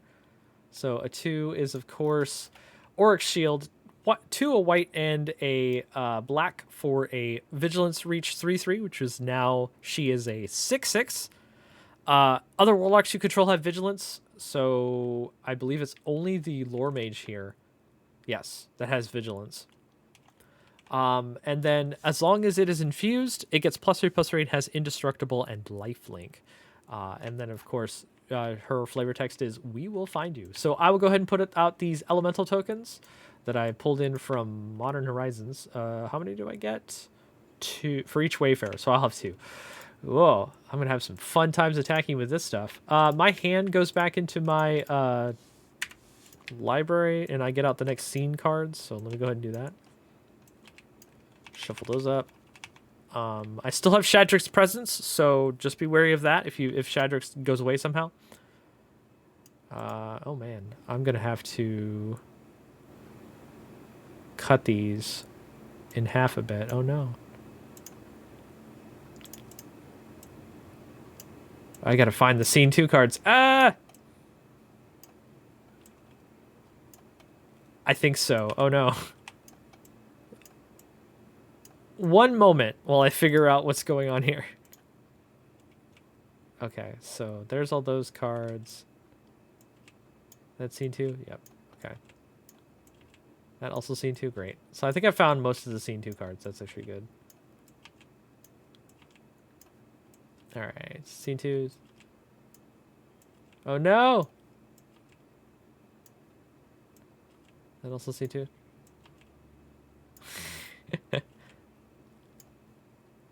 It is entirely a possibility. I think I may have found the other cards. Okay, cool. Yep, so we can get rid of those. And then this must be another scene 2 card. Okay, cool. So I'll just keep pulling those cards out. And that's scene 3, so we should probably sort those. Sorry, they all did a thing, and I didn't mean it for everything to stack up. But yeah, so technical difficulties. Just give me a moment, and we'll fix it.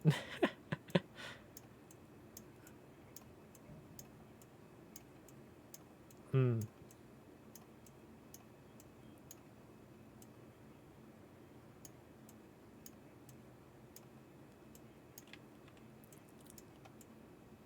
Hmm.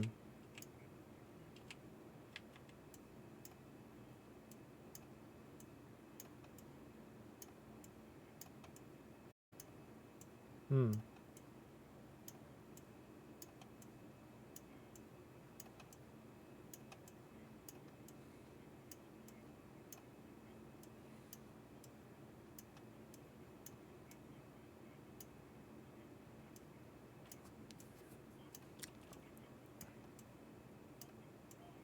My brain is full of other material. It makes it difficult to remember other things because it's just full of this, like, because that's what you do. You fill yourself full of facts and stuff from other places. This is all scene 2 as well. Okay, cool. And yeah, there we go. All right, so yeah, I've got all the scene 2 cards now, I believe. I was at. I just drew the 4. So yeah, I had 4 cards left still. So I was gonna play those cards, and then I was gonna draw up to 3 more. So I would have had 1 left card in my library. So if you were doing the mill win, that would have done it. Yep. So I just need to shuffle this up, put that over there, draw those cards, draw them cards. There we go. All right. Yeah. So upkeep, I get another essence. So remind me. I do believe you gave yourself the protection, Finnegan, right? Okay, so you have -2 damage on everything that your permanents and you take, right? Plus, also the Judicator has indestructible until your next turn. That turn. Yeah, I was just thinking, Amaria's card makes it indestructible till your next turn, which actually is really good. So yeah, I'll do all that stuff. You have to make me get rid of my elementals here. I have 2 of them. I don't know why it didn't make a second one. That's weird. There we go. I got 2 of them. They have haste, so they're probably going to come after you. In addition to all my... And they have to. You're right, they have to. So in addition to all the other stuff that I have here, so... I think I want to make it really difficult for you, so...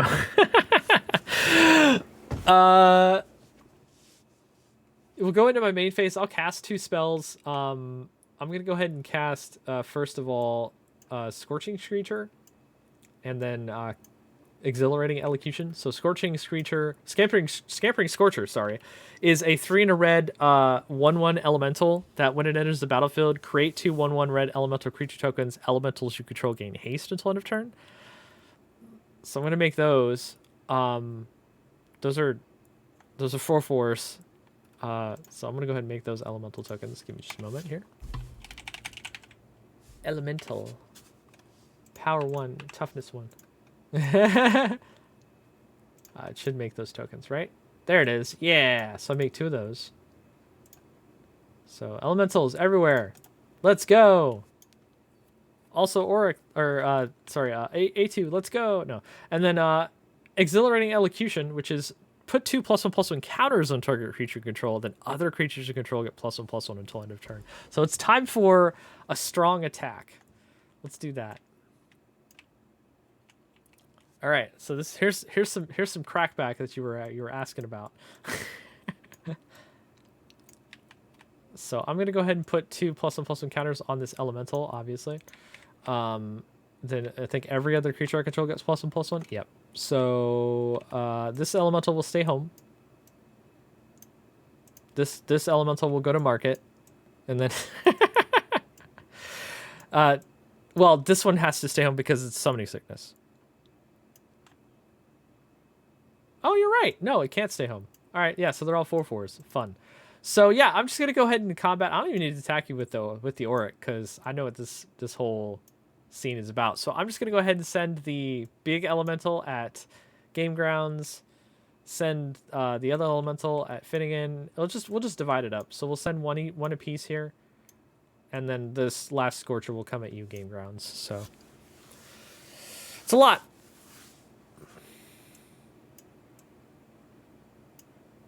So I think it's all. So yeah, put.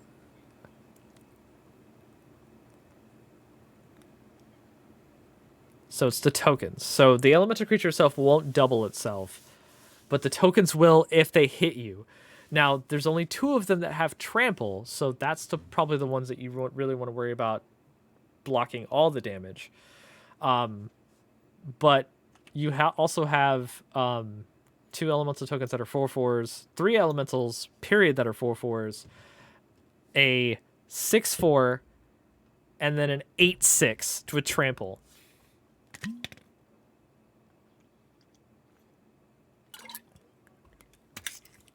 Woo!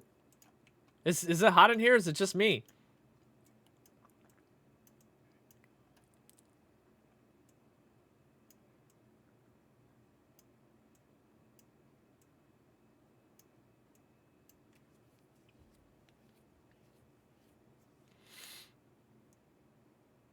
Smallest are 4/4s. Yeah, we have. Oh yes, so yeah, actually they are all 5/5s. Sorry, 5/5s, 7/5, and a 9/9, 9 something. 3. You're right. You're right. You're right. Yeah, 7/5. Just have block everything.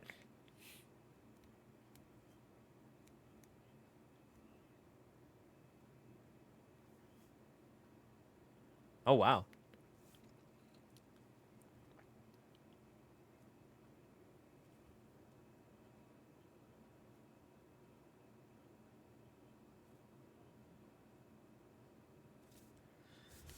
Well, that pride of the perfect.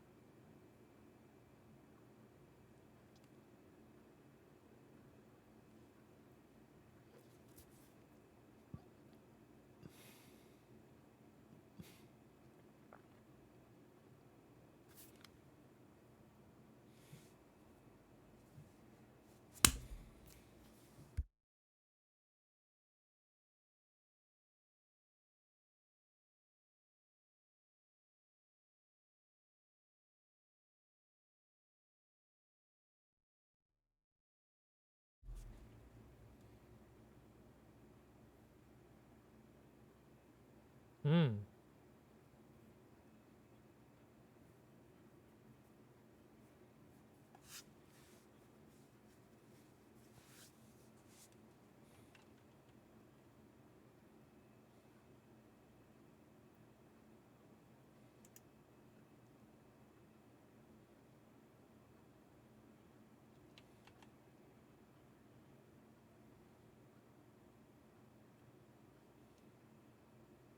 We're talking about the 7/5 here.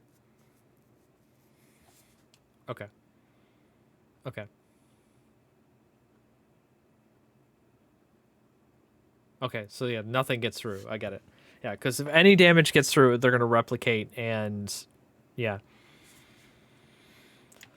All right. So you've basically blocked everything, and you're gonna kill all the elementals. Is that what I'm hearing? All right. You're going to push it right to the next scene already. Okay. I get it.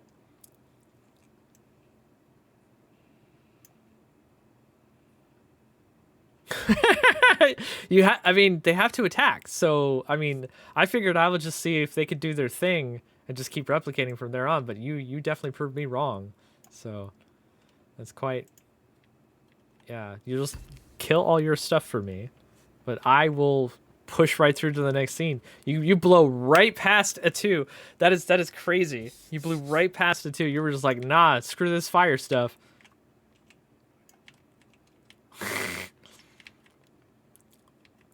Wow. I'll put my hand back into... I'm glad I separated those other scenes because I needed it. Those other decks. Right. Mm. You do. You very much do. All right. So, yeah, that was my combat step. So I guess... since the scene has to get ready and all that, my hand went away, so I can't do anything else for the turn. So I'm going to go ahead and just pass it back over to you.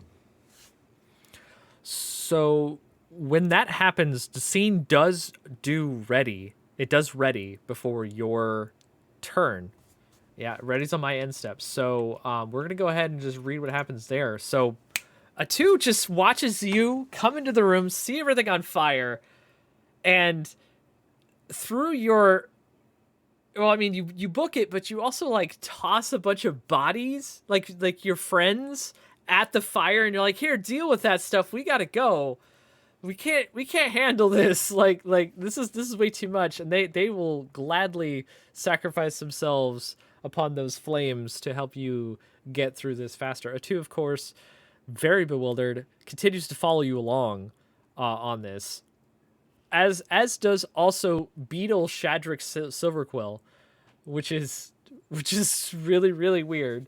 But you will continue on straight on to scene 3, which is quite impressive. I give you that. And yeah, so getting past the fires was a challenge. You met it quite quickly, but nothing could prepare you for Tone ahead, ready for the final stand of the Auric in the Hall of Oracles. The Auric have used the tremendous knowledge of the Biblioplex to lay out a series of defenses and countermeasures, turning this battlefield into an ambush. So, that will get us into the next scene card, which is called The Last Gauntlet. The final path lies... Yeah. The final path lies before you. Tone is here with Shadrix supporting the Auric. Face down the last of them. So I do survived on that one, so I'll get another 20 life. I'll go up to 56. I see Finnegan is back again. So when this scene opens, put all cards I know named Shadrix Silverquill outside the game, and I lose Shadrix's presence. So that goes away. So your Darksteel mutation goes into your discard pile. Yeah, Shadrix goes away.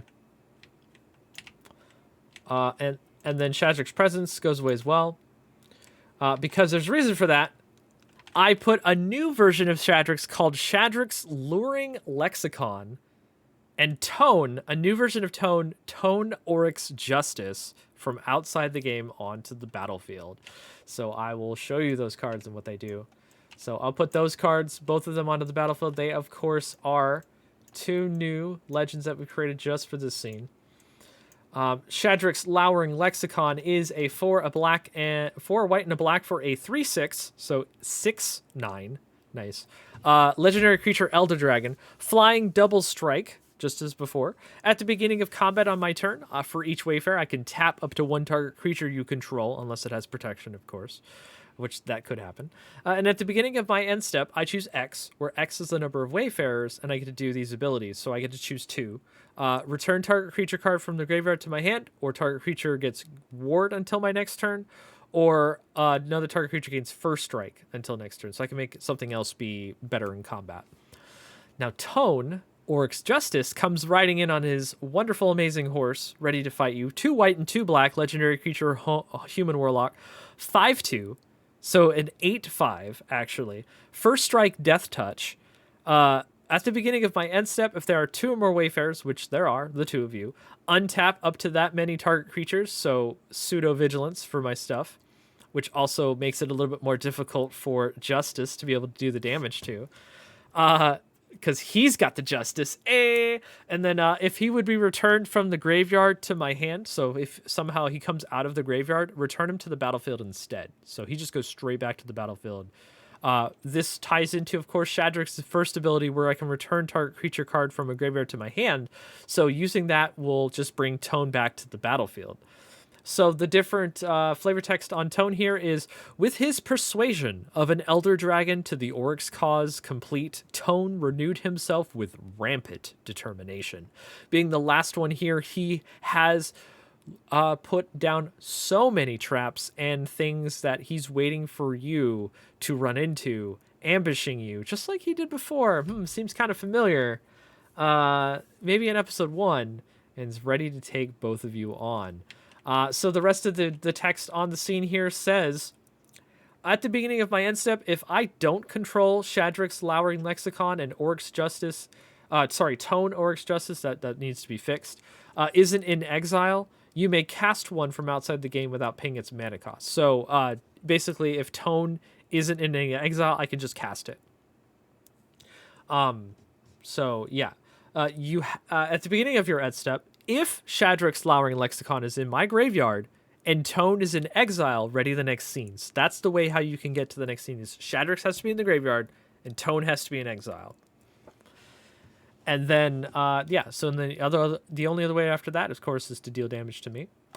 So I need to write down on my little notes here for fixing that scene. Scene 3. Missing Tone.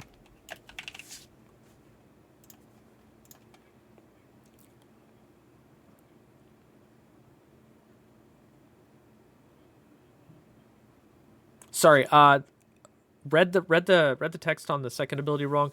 If I don't control Shadrax and Tone isn't in an exile, meaning if it's out or it's in the graveyard, I can cast Shadrax, get Shadrax back.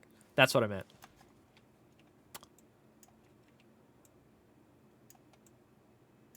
So Tone has Vigilance from A2, just to let you know. That's the thing. And you have a new Shadrax to deal with who busts out of his Tone shows up and basically busts Shadrax out of your your super bug, your Darksteel mutation, saying, "What in the hell did you do to our patron? This is messed up. I don't think so." So I'm gonna go ahead and it's starting to bug you. I'm gonna go ahead and draw cards for the turn. Draw her. And this is now, it's still now my turn because you ended that turn going into my turn. So I will go. Was it?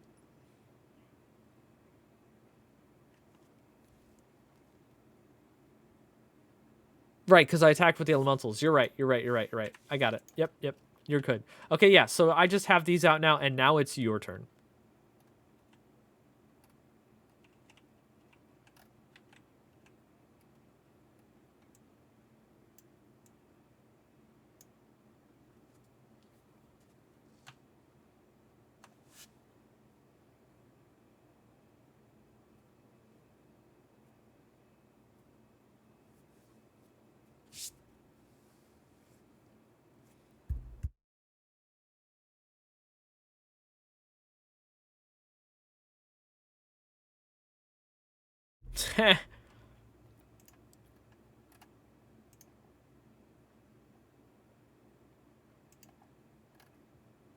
Ooh.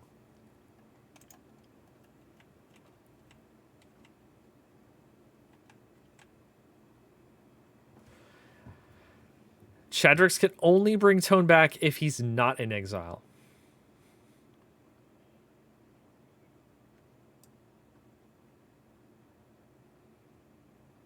And then if Shadrax is in the graveyard at the beginning of my end step, I'll ready the next scene.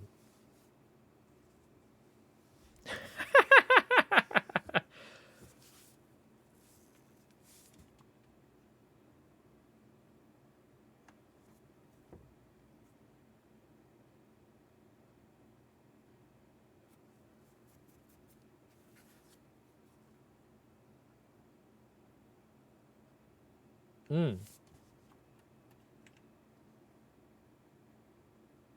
No, it copies its base stats. So it's a 5/2.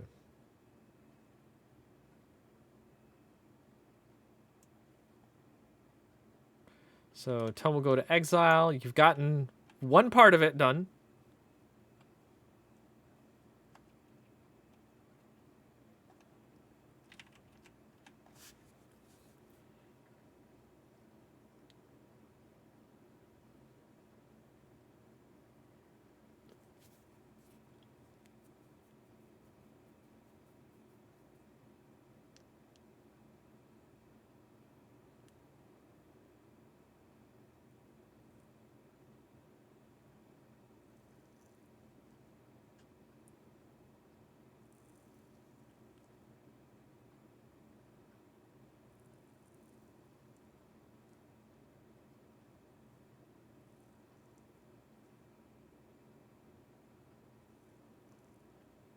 Hmm.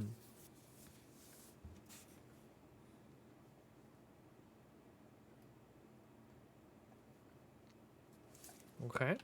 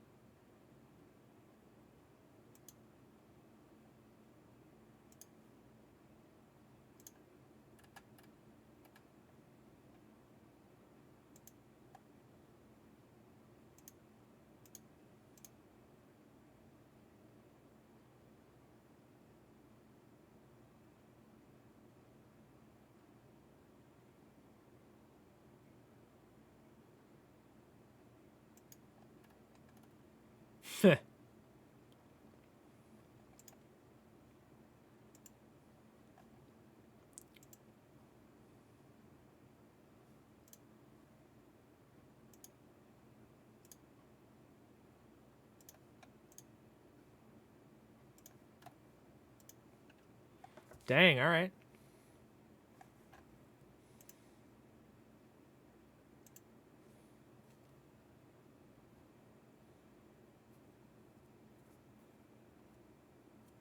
Hmm.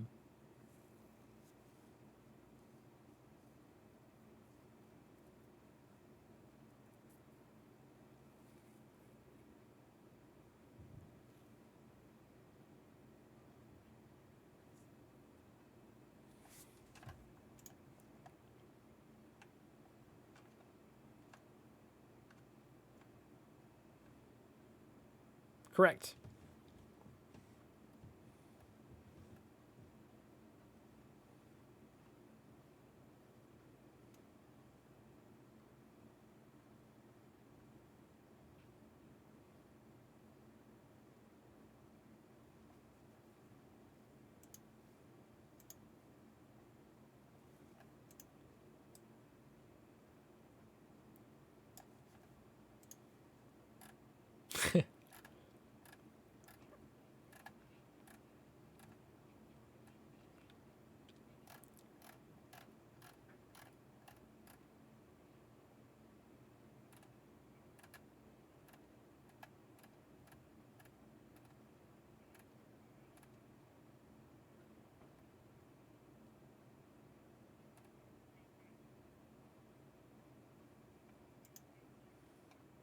Hmm.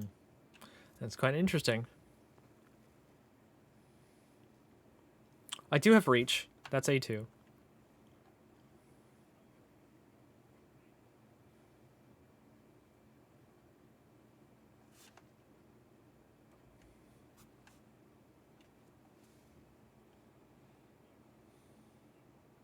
Yep.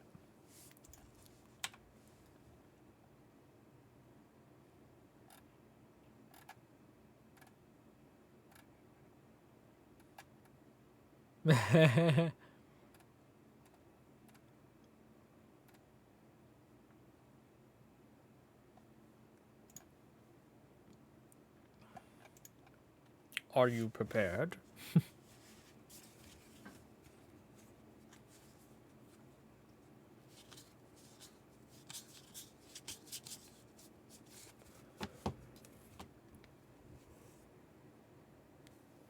Correct.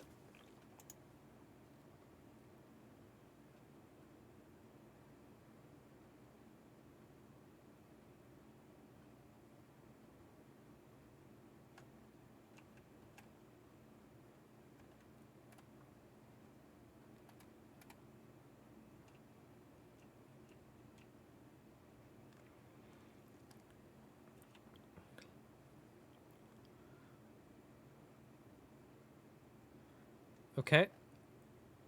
What are you going to detain?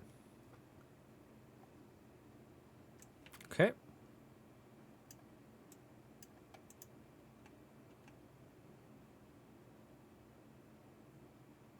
Sure.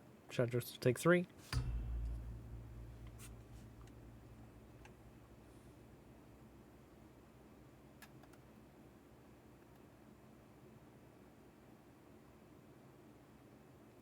Okay. So, the angel. Yeah, I'll go ahead and block with the 2 then, so to make you sacrifice something.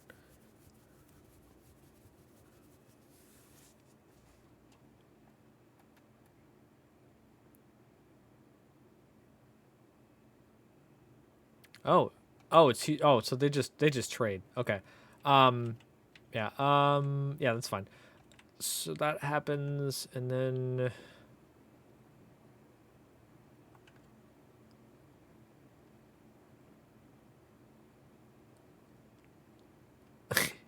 yeah, that's fine. Okay, and then so I guess I'll take 4. 7. So right, because they big 49. Okay. Alrighty.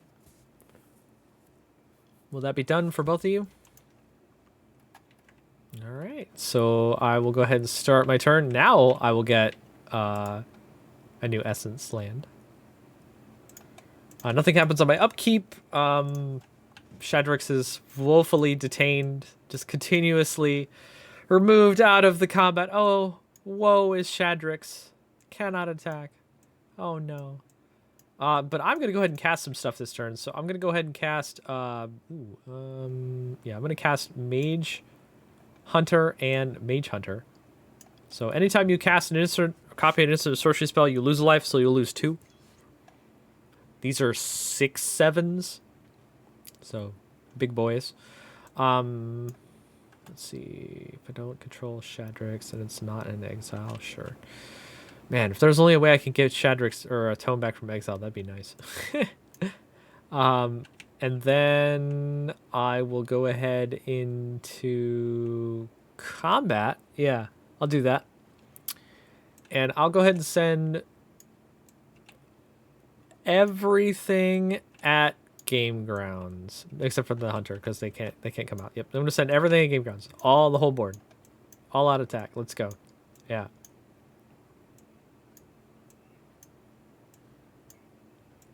What? What? So you lose 2 life. Okay. No, that's not how this works.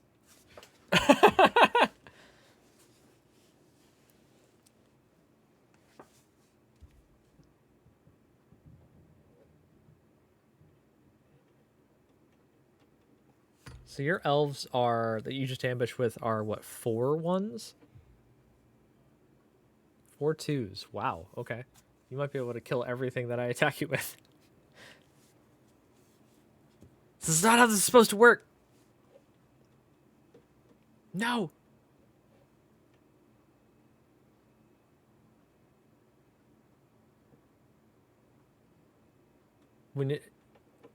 When you have protection from me, it's me and everything that I have.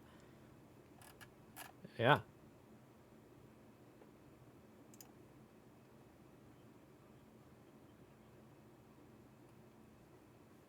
So yeah, protection from my opponent means everything that I have. So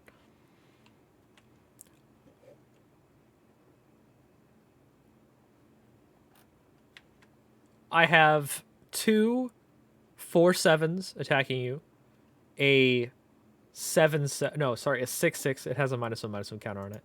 Sorry, not a 6/6. A 5/5. So it's not as big. A 6/6 and a 6/4 attacking you. Suddenly, my creatures don't feel as big anymore. This is weird. Sure.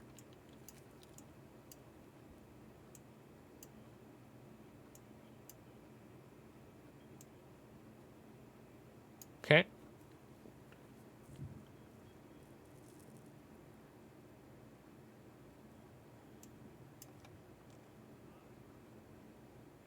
Okay.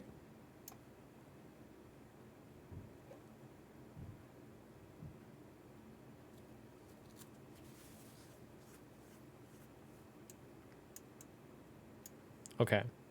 So it sounds like the Ink Shield Switch Pet is the only thing that survives besides the Guardians here.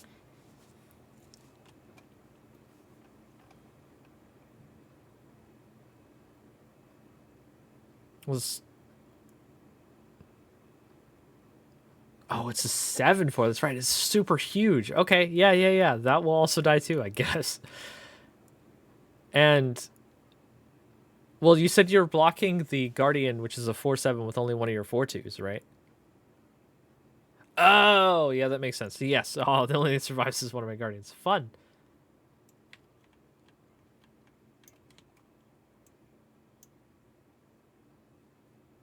Ugh.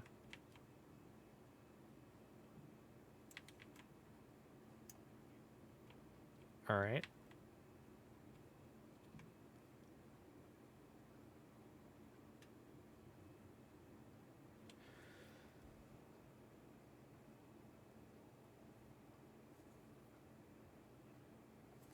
You take that 4. Wow, that didn't really do much. Man, that's crazy. All right then. Not having Shadrick sucks. Hold up. Uh, Detain is only for activated abilities, right? So it actually could still use its triggered abilities, and I forgot to do that. Which is at the beginning of combat, each Wayfarer you tap up to one target creature they control. So I won't forget that next time. So, but yeah, because I would have tapped like I couldn't tap the Judicator because it has protection, but I would have tapped like one of your other elves or something, which I guess probably wouldn't have been that bad because you still have other 7 elves over there to block with. But yeah, so I guess the last thing I'm gonna do is cast the last card in my hand just to get more cards, which is a Biograph, and I'm just going to go ahead and cast it for its extra mana. So it's a 1 and a green for a 5/4, either sack a creature or pay 3. So I'm definitely not sacking Shadrix because that's going to put you into the next scene. But I'll just pay 3 and put it out as a 5/4, which is actually now an 8/7. So it's a big boy. That's fine. Just a bunch of beef, sure. And that's going to be it for me. I'm just going to draw cards and pass it back to you. You're just getting the handle on me here.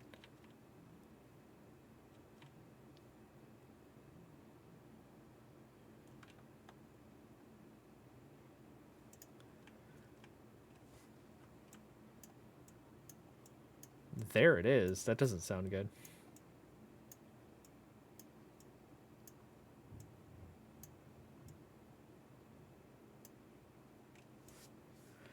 So returning it to your hand, -1/-1 counter, right? Excuse me.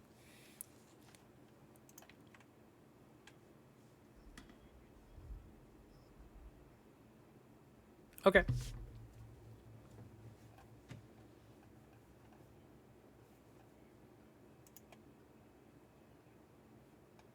Mm-hmm.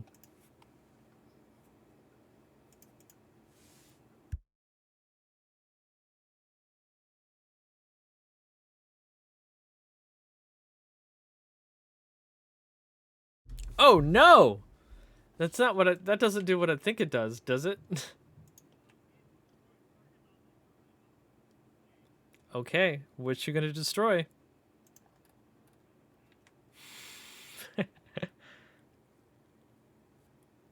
All right. Well, if that happens, Shadrax dies, and you trigger the next scene. Wow. Get there pretty fast. Yeah, that'll be on my end step. So that will ready the next scene for next turn. We'll go over what happens from there, but my board is still looking like this with Mage Hunters and Biographs. By the way, that was... No, that's not an instant sorcery. I'm sorry.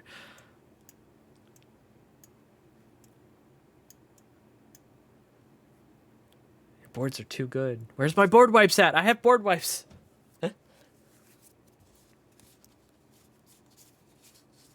Uh-huh.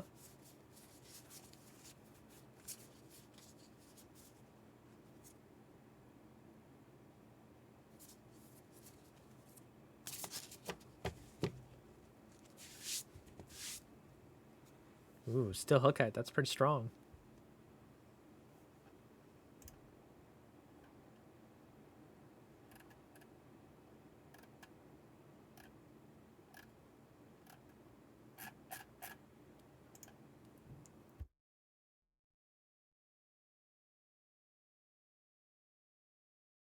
It is. You're on to scene 4.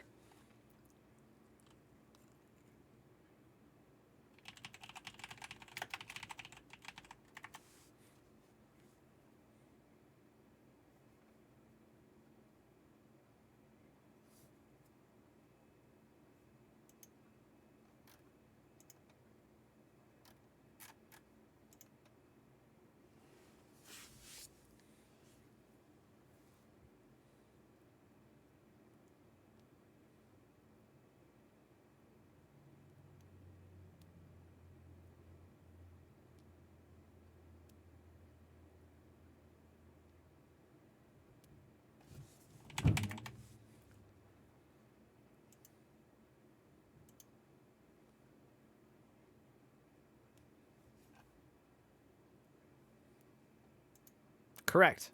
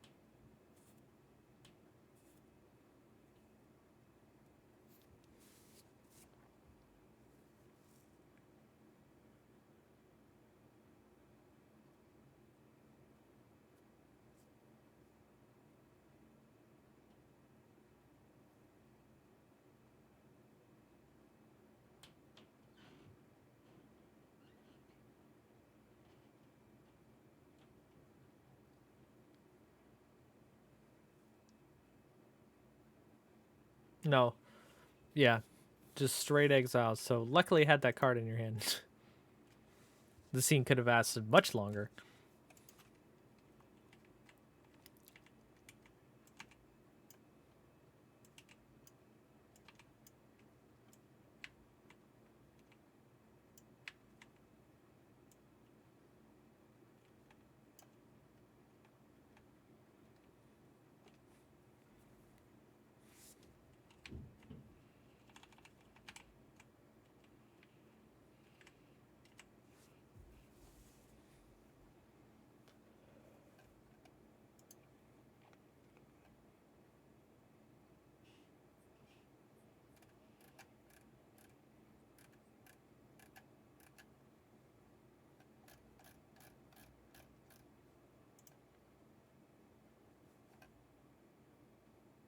That's true.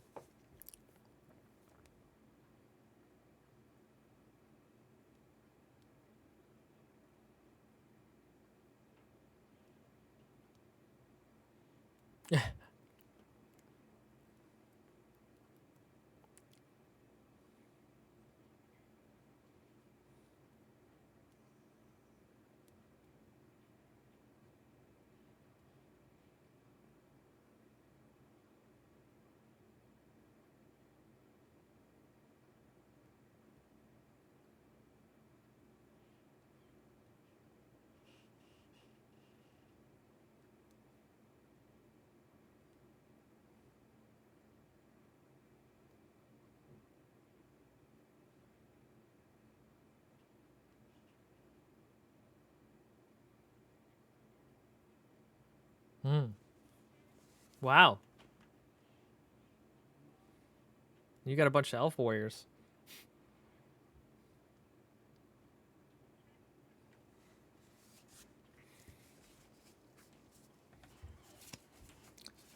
That's a lot of damage.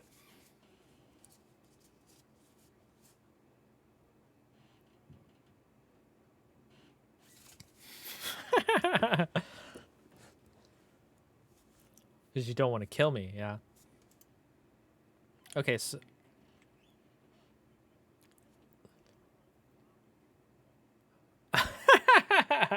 Wow. All right. That's a thing you could do. Sure.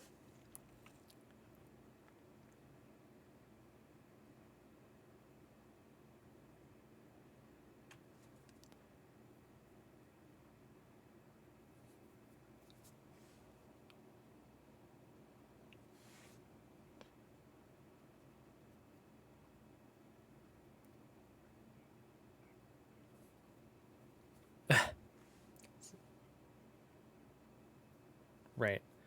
Um,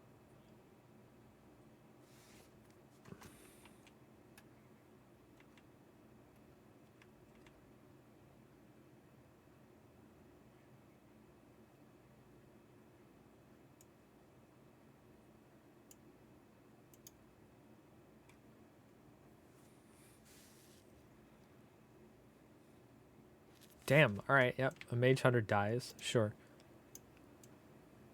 So I only have one blocker left. Uh, right. But also all the rest of your stuff takes 2 less damage, right? But how big is Jor-Kadeen? Hmm. It has first strike? Ugh. That's not good. That's not good at all. Uh, so does Alibu have to attack to get that damage trigger? Oh, okay. All right. Oh, sure. Yeah, yeah. Go ahead and do that. All right. So there's not really anything I can block here to have my Mage Hunter survive, can I? Because it's a 6/7 and everything attacking me. Well, at least from Finnegan's side. Yeah, I could. What else? The duplicate, right? But I would lose my creature though, because yeah, I'm not wanting to trade at that point. I just kind of I want to block one of your elves. Yeah, I'll just take the rest of the damage. Block one of your elves and survive. Have the creature survive. Ah, go to 5. Ouch. 5 life. Ow. Ow, ow, ow, ow, ow. That hurt. I need a way to kill all your stuff. Board wipes, where are they at? That it?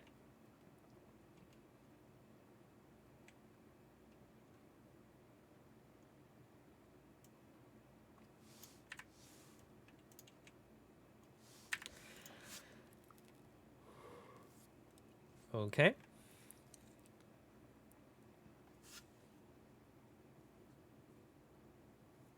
All right. If you are done, we will move straight on to scene 4. You are doing exceptionally well. Exceptionally well today. This is wild. And I'm probably also not drawing any good removal board wipes anyway, so it's not helping. True. That's very true. Yeah, I bet. So much like before with A2, you blow right past any traps that Tone tries to set in front of you, and you basically blow Tone out of the way, period. It's very apparent that your desire to get closer to Amartha is fueling all of your strategy and your energy to take yourself through any challenge that the Orc could have even tried to put in front of you. And it's very clear that you're much stronger than what you were the first time you met the Auric. So it is, yeah, sure.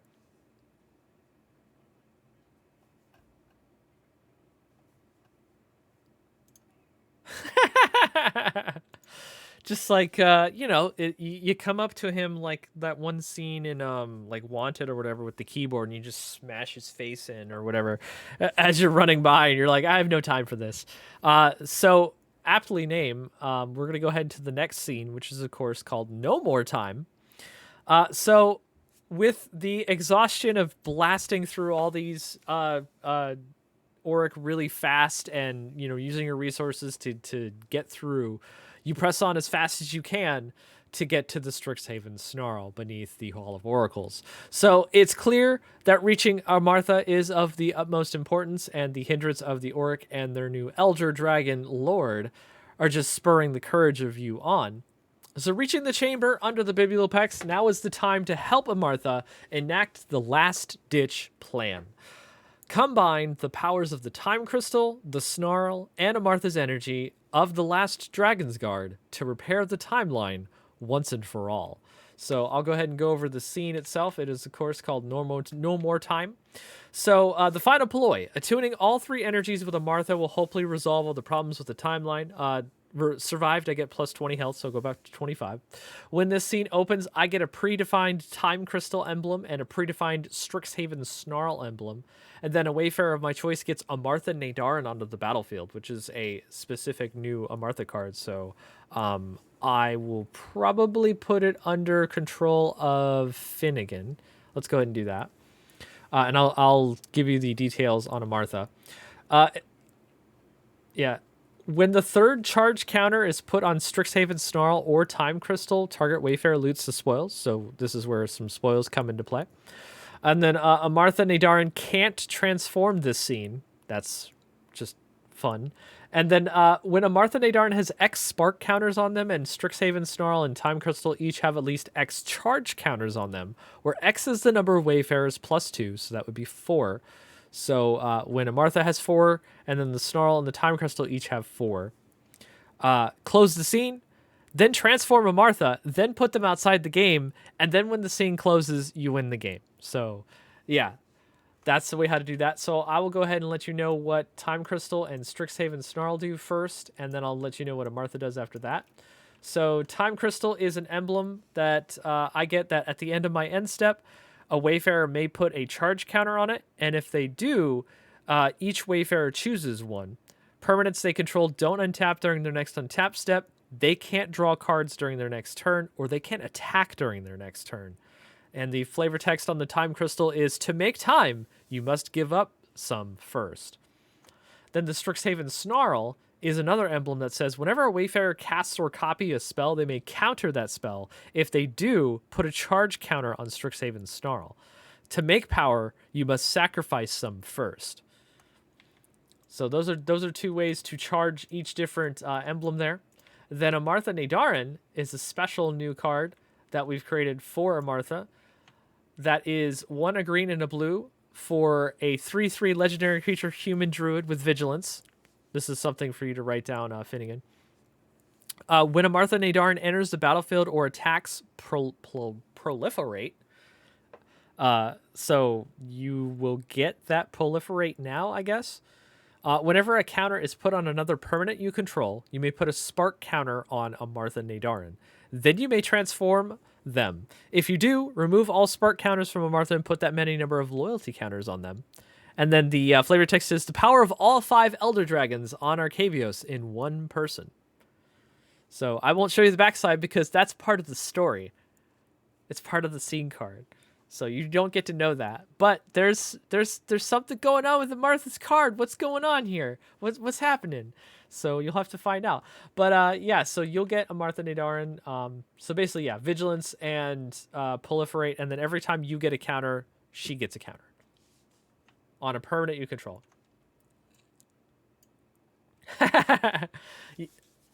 Yeah, we edited that to have the green hair that Amartha has. We would like to come back at some point and do a Wayfarer exclusive art for both sides of this card and reprint it, basically. So that's what we would love to do, to come back later. And that might be something worth putting your money toward to help us do for Patreon. It always helps us fuel our work, and any extra things we can do for Wayfarer, which our Patreon will be opening up soon for donations. So that would be amazing to help us out. So I will go ahead and get my cards for the scene, because I start the scene, right? Because you ended it where I start my turn. Yeah. So yeah, because you did the attack to do broth. Yeah.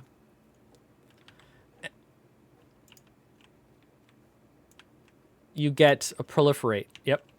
So you can give other things extra counters. I think the only thing that really works here is making the Binding of the Old Gods go up by 1, which means you wouldn't get that trigger. Do you?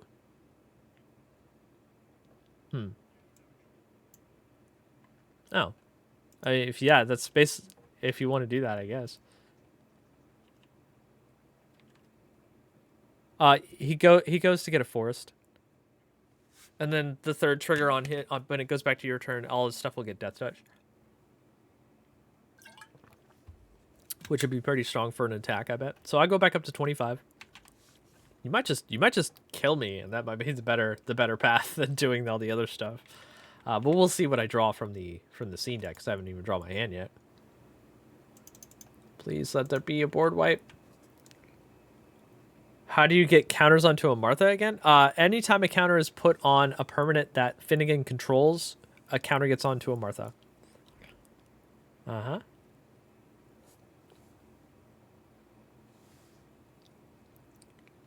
Mm-hmm. Yes. You need 4 on each. 4 on Amartha, 4 on the Snarl, 4 on the Time Crystal.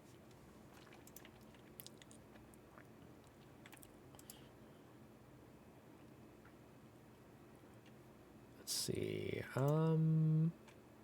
I could also do infusing. That might actually be stronger play. So yeah, I have some cards here. Oh my god. Yes, I just thought of something amazing. It's almost as close to a board wipe, and I love it. So question, Finnegan, what has protection over there? Is that Osgear? Osgear is protection. That's good to know. Okay. Yeah, this is probably what we want to do here then. So we've got the Aegis Guardian is finally untapped. The Mage Hunter. Yeah. So we're gonna go ahead and. Ooh, that's a thing too. Yeah, we're gonna go ahead and cast my free spells this turn. Will be Manifestation of Reality and Reality Divergence, which are 2 new cards. And I'm probably going to infuse them both. Yeah, absolutely.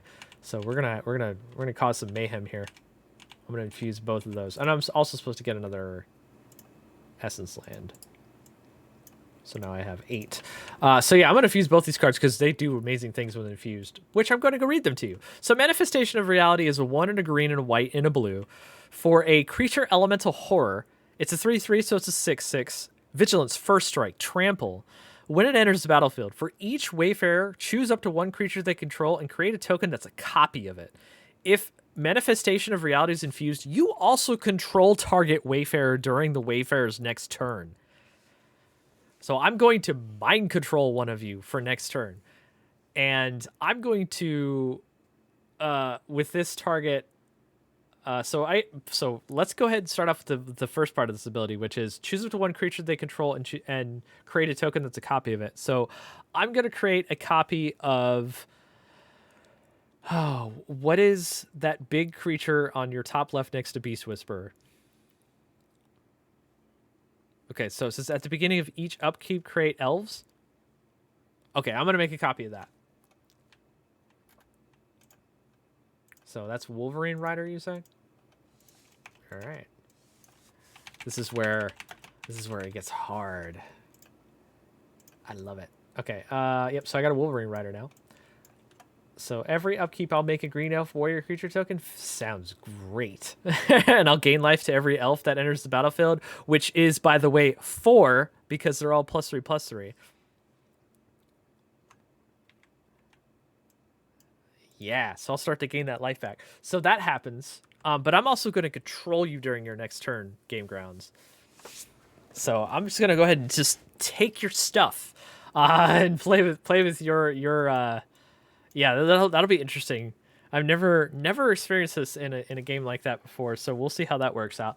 Then the second card that I'm going to use is Reality Divergence, 3 and 2 blue for instant, which I mean, I'm going to use it as a sorcery basically anyway. Choose target creature an opponent controls.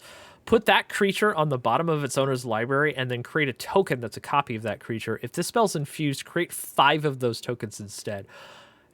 I'm going to choose duplicate. I'm going to make 5 tokens of duplicate and make you put that onto the bottom of your library.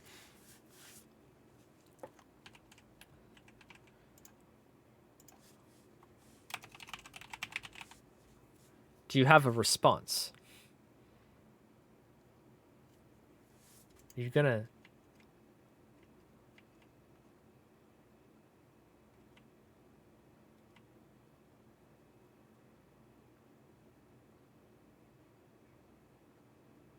There's no target for it to read for me to create a token of it.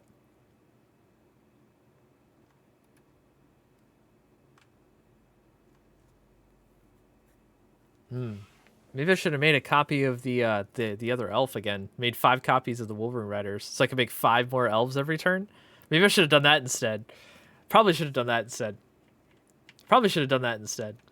Wasn't thinking about the sacrifice part. I was just like, man, duplicate. Let's just keep exiling stuff off the board. That seems fine, right? I kind of want. I mean, oh right, yeah, no, I get to copy something from Manifestation of Reality. That's right. I'm gonna copy your Alibu. So I get a copy of Alibu. Actually, Steel Hellkite might actually be the stronger copy here. Yeah, I'm gonna go ahead and get Steel Hellkite. Yeah, that seems stronger. Give me a Steel Hellkite. I have a Steel Hellkite. Yeah. Well, that spell didn't go off as well as I wanted it to, but it doesn't matter because I get to control GameGrounds during his turn, and that makes all the difference. All right. So we'll put all those cards out. Steel Hellkite. I don't have enough mana to give him haste from infusing, so that's not going to work. Those lands won't untap, so that's the thing. Yeah, so Manifestation of Reality also has haste, so I could attack with it. Not that it really matters if it dies, because its abilities already just have done things. So you already have tons of stuff that you could block with. It doesn't have Death Touch or anything, so I'm just gonna go ahead and leave it back as a blocker. So I'm gonna go ahead and go into end step. So that triggers Time Crystal. So if one of you wants to put a charge counter on it, each of you will choose one of this ability to do, which is your permanents don't untap, or you don't draw cards, or you can't attack. No, so which of you is going to choose to put the charge counter on it? Because I mean, both of you can do it, and you'd have to choose it twice and put 2 counters on it. Well, okay, so if you do that, then Finnegan, you have to choose what your ability is off of this. So you either can't. No, you could choose the same one if you wanted to. Yeah, it would otherwise it would say like each Wayfarer must choose a different mode.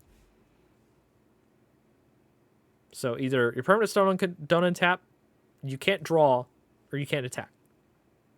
Because GameGrounds chose to put a counter on it, so now you have to pick one of these.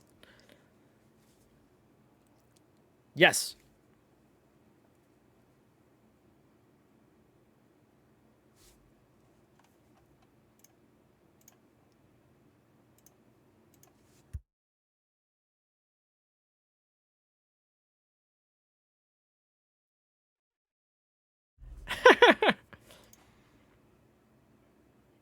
Oh, right, because if your stuff doesn't untap, then there's not much I can do with your board, I guess. But I was just thinking, like, maybe just not having your creatures attack with Death Touch might be a good thing. And then, of course, on my wait, that was end step. So sorry, I meant to do one more thing before my end step. Back it up real quick. I meant to play Killian Ink Duelist. Sorry.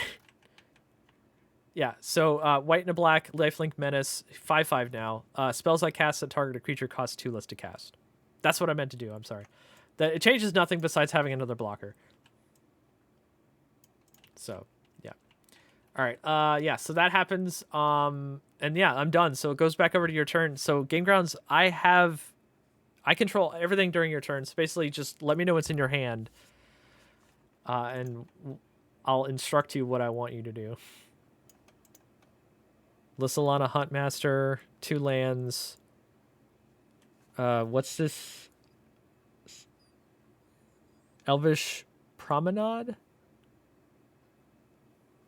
And then what's the card you just drew? Null Mage Shepherd. So do you have any mana at all there? Yeah, you tapped literally everything. You get an elf, by the way. So do I. And I will gain 4 life. So this is an elf warrior. Elf warrior, 1/1. Okay. Token. All right. So since you have no mana to cast stuff, then I don't really need to see your hand. Besides the swamp, the play a forest for turn. Then tap it. Yeah. I'm actually so your stuff doesn't untap. No. Not gonna use your ability. No. Nothing in your hand can be cast for 1 mana, right? Okay, so I will gain 4 life. I'll go up to 29. However, you did not stop me from making attacks with your creatures, which is important because I mean they all have Death Touch, so I probably won't attack with everything except things into First Strike that I have. So, that's true. I'm just thinking about what Finnegan can do this turn with his attack. Yeah, I'm just. So you what did you said for your ability? You made it so that you don't draw or you don't untap. That you can't attack. Okay. Okay. Sure.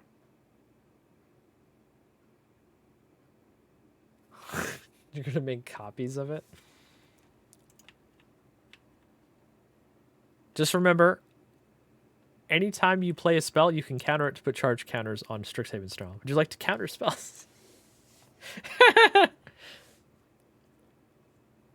No, that's just activated ability. So you're making 2 duplicates. What are you exiling from the board?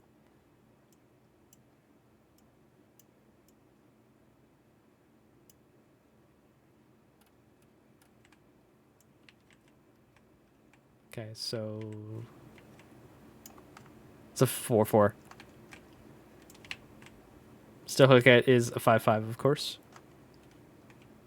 Those have been exiled.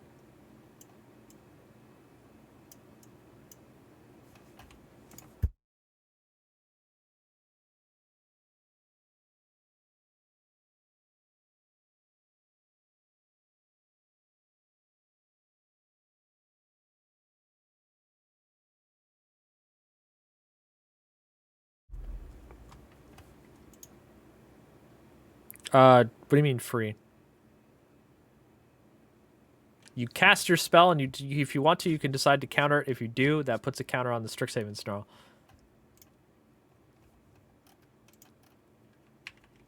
And you need 4 counters on it to finish the scene.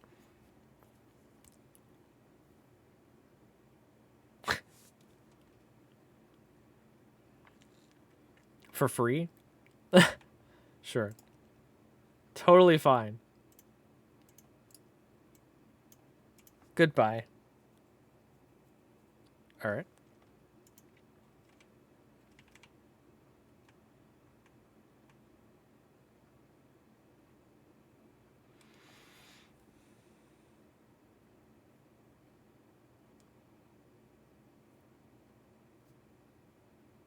Yeah, it's every time a spell gets countered, you put a charge counter on it. Through that ability.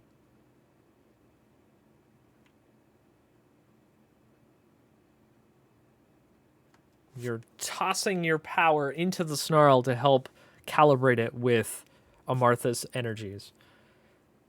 Problem is how are you gonna get counters on your stuff to get Amartha to get bigger? Yeah.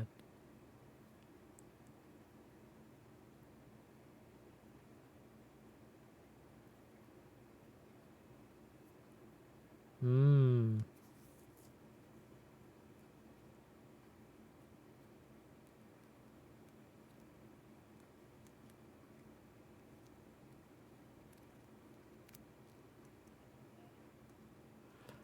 That would count. It would put all the counters on Amartha at the same time.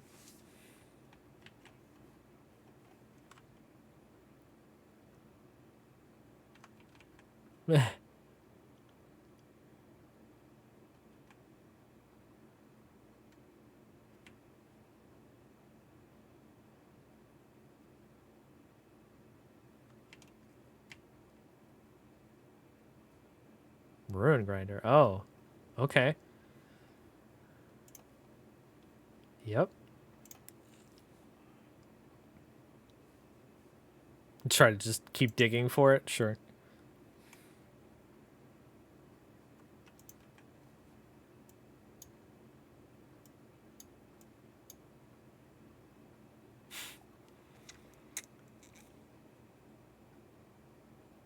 You can attack, but I will go. We will go into a combat step. What is? So your Beast Whisperer is how big or how strong?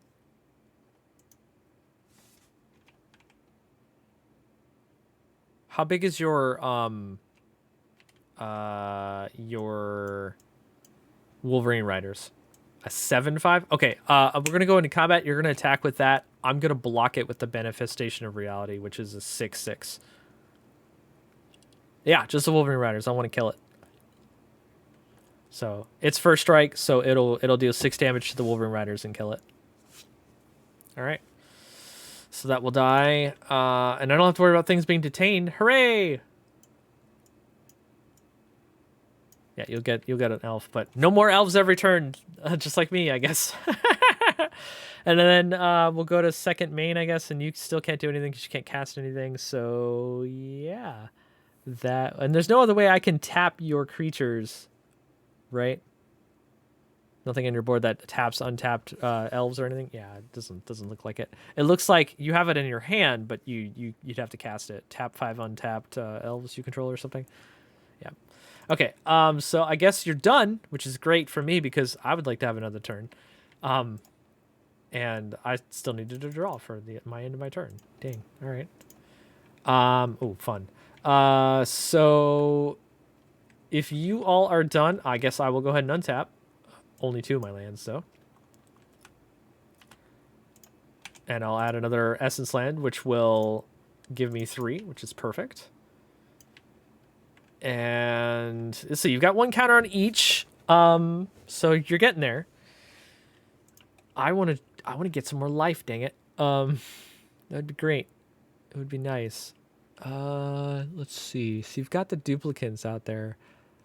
How come one of them's a 6/6 and one of them's a 4? Oh, because you exiled. That's right. Got it. So how much mana do you have left, Finnegan? Commander Sphere. Okay, just that. All right. Oh, 1 card in hand. Okay, cool. I'm gonna go ahead and cast for my turn then. Wow, I can't believe I drew another one of those. So for free, I'm gonna cast Shadewing Laureate. So a white black and a black for a 5/5 flying. Whenever another creature I control with flying dies, put a +1/+1 counter on it. And then I'm gonna go ahead and do this again. So I'm gonna use Essence on the next card I cast to infuse it. It's another Manifestation of Reality.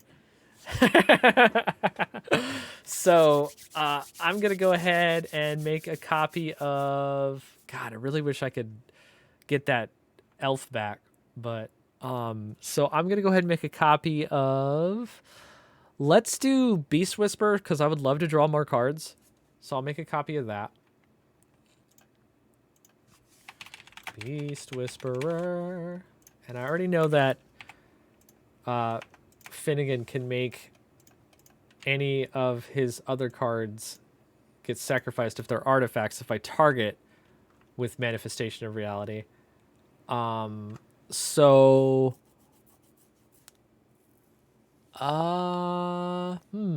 very good question. I guess what I'll do... Oh, man, making a copy of something that they control. Even if I make a copy of the Judicator, it doesn't get the ability of your Spark Emblem. So that's not really helpful here. But what I will do is copy... Man, that's such a difficult choice here. I'll just go ahead and make a copy of Osgear. That seems fine. Yeah, because everything else you can just sacrifice, and I'm not sure I can get enough artifacts out for Jorkadine to go off, so it would just be a small boy. But Osgear could probably get something from my graveyard if it's an artifact. Let's see if just typing Osgear gets it. It does. It makes a copy token too. That's weird. I guess because of the copy of the card, I guess. All right, so Beast Whisperer, Osgear, and then I'm going to control Finnegan during your turn. Is how this is going to work. Yeah, I want to control Finnegan during his turn. So that is what's going to happen there. Yep. And then if we're going to go into combat, I don't think I particularly want to attack you. This is more of a building turn for me too. So we will just go ahead and go to end step. So you may put a charge counter on Time Crystal, and if you do, you will both choose one of the abilities to affect you.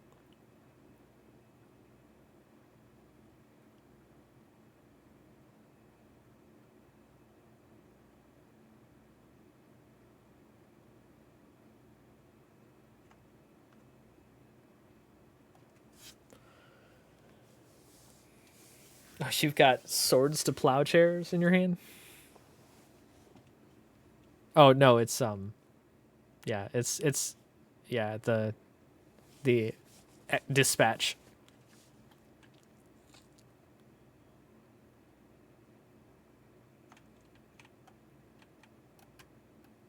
Two manifestations of reality: Killian, Beast Whisperer, Osgear, Shadewing Laureate, Bayou Groff, a 4/4 Elf Warrior, Mage Hunter, and an Ageless Guardian.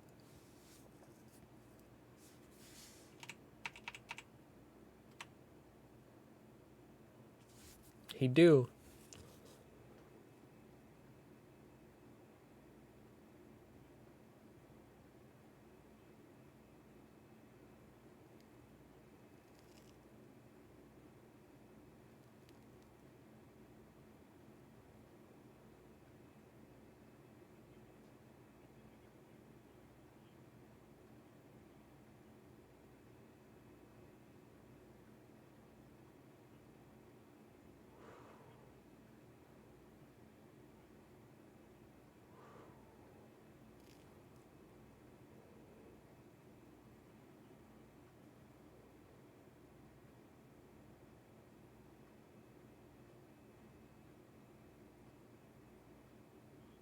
Osgear?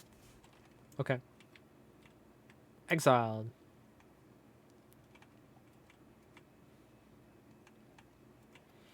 All right, and then it'll be your turn.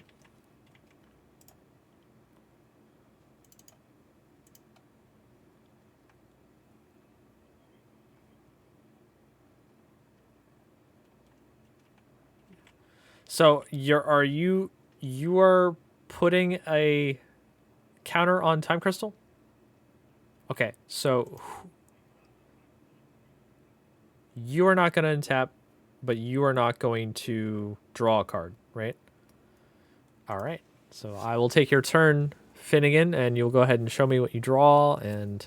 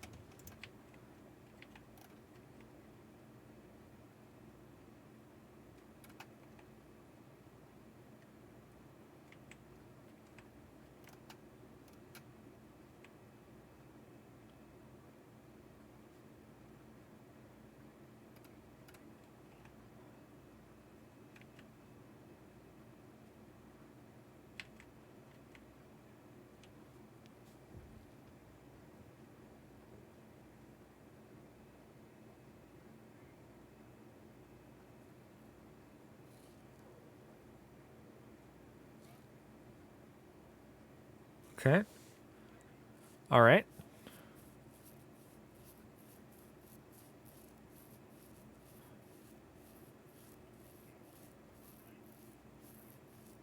Hmm.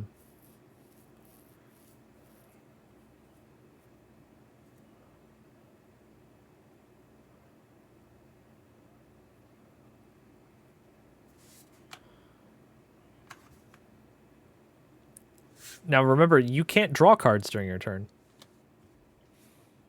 That's what the thing says. You cannot draw cards. It's not your draw step. You can't draw cards during your next turn. Yeah.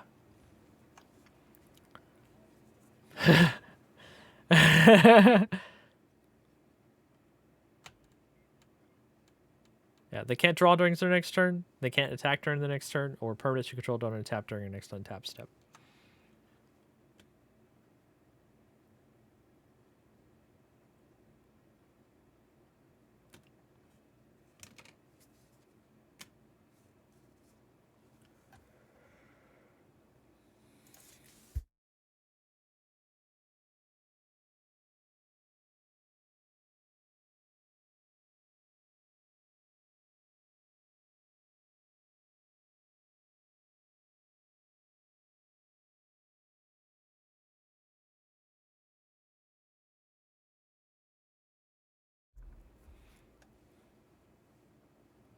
Shuffle them.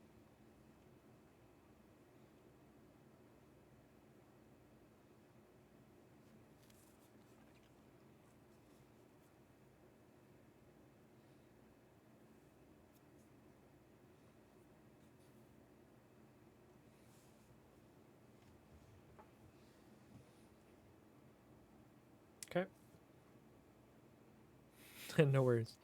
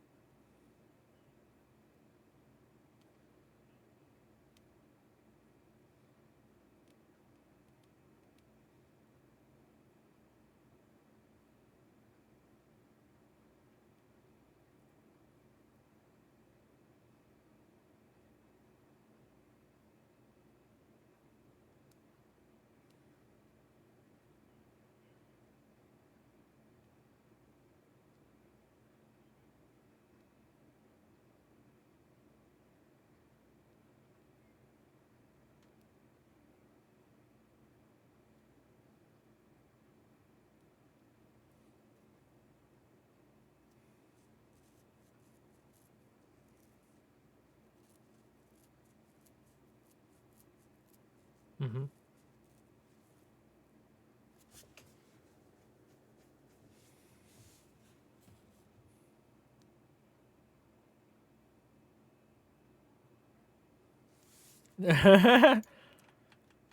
So we're gonna go into combat, and you're not gonna attack. Wait, so you weren't able to cast Concordant Crossroads? Because that's a card you would have. That's a card you would have drawn, right? Ah, okay. So okay, yep. All right, so yeah, so we'll go into combat, and I'm going to want to attack with your stuff, Finnegan. So what I'm going to do here is, let's see, I've got nothing to block. Well, I have a flyer. I have a 5/5 flyer. Um, hmm. Very good question. So Alibu is how strong?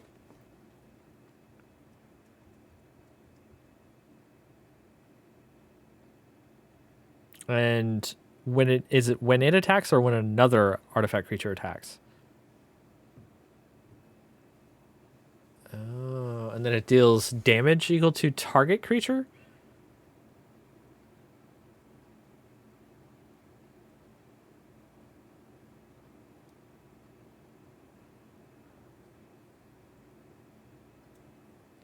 Oh. And then you scry a whole bunch?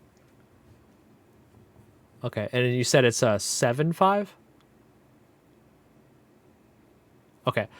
All right. So I'm going to go into combat. I'm going to go ahead and attack me with Alibu. and Jorkadine, and I want you to also attack me with the duplicant 6/6, the duplicant 4/4, and your zombies. And that will be it. Okay. Yep.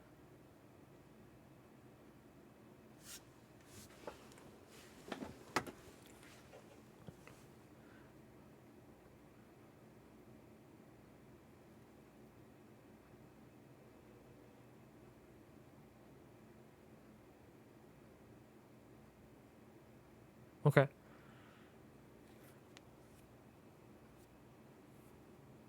Any target. Good to know. I'm going to go ahead and use that damage and shoot Lathril dead. Yeah. And then you scry 9. All right, let me see the top 9.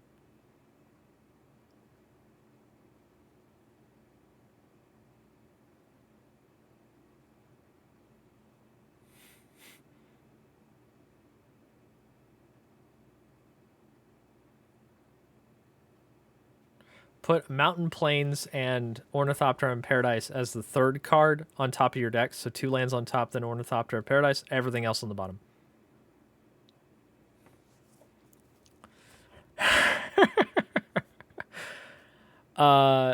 Then we'll go to blockers. I have an 8/7.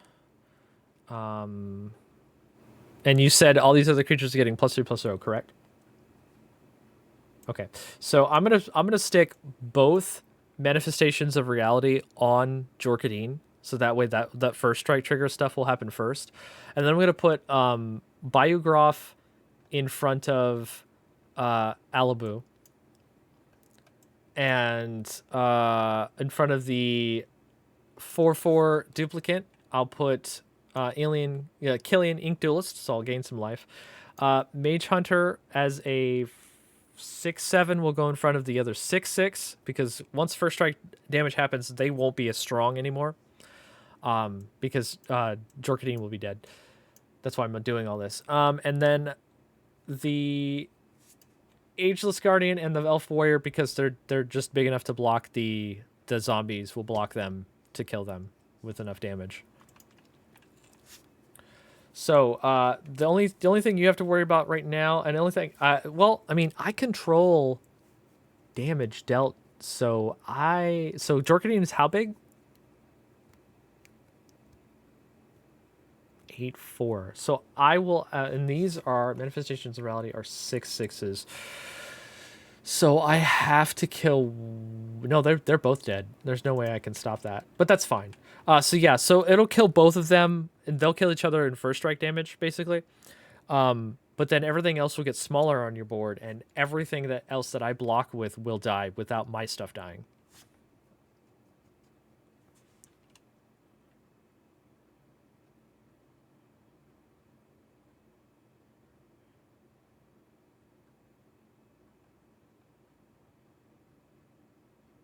Yep.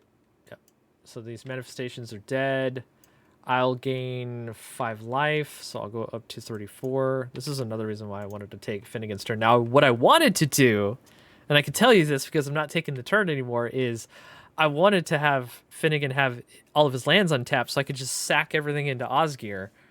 But that changed that action there. And of course I didn't attack with Adjudicators, so you don't get any benefit from the protection.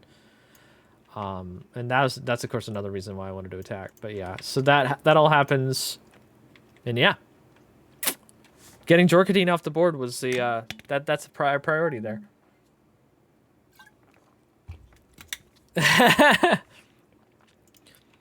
Well, I mean, is it my turn now? Yes. Okay, my turn. All right. So, are you done? Cool.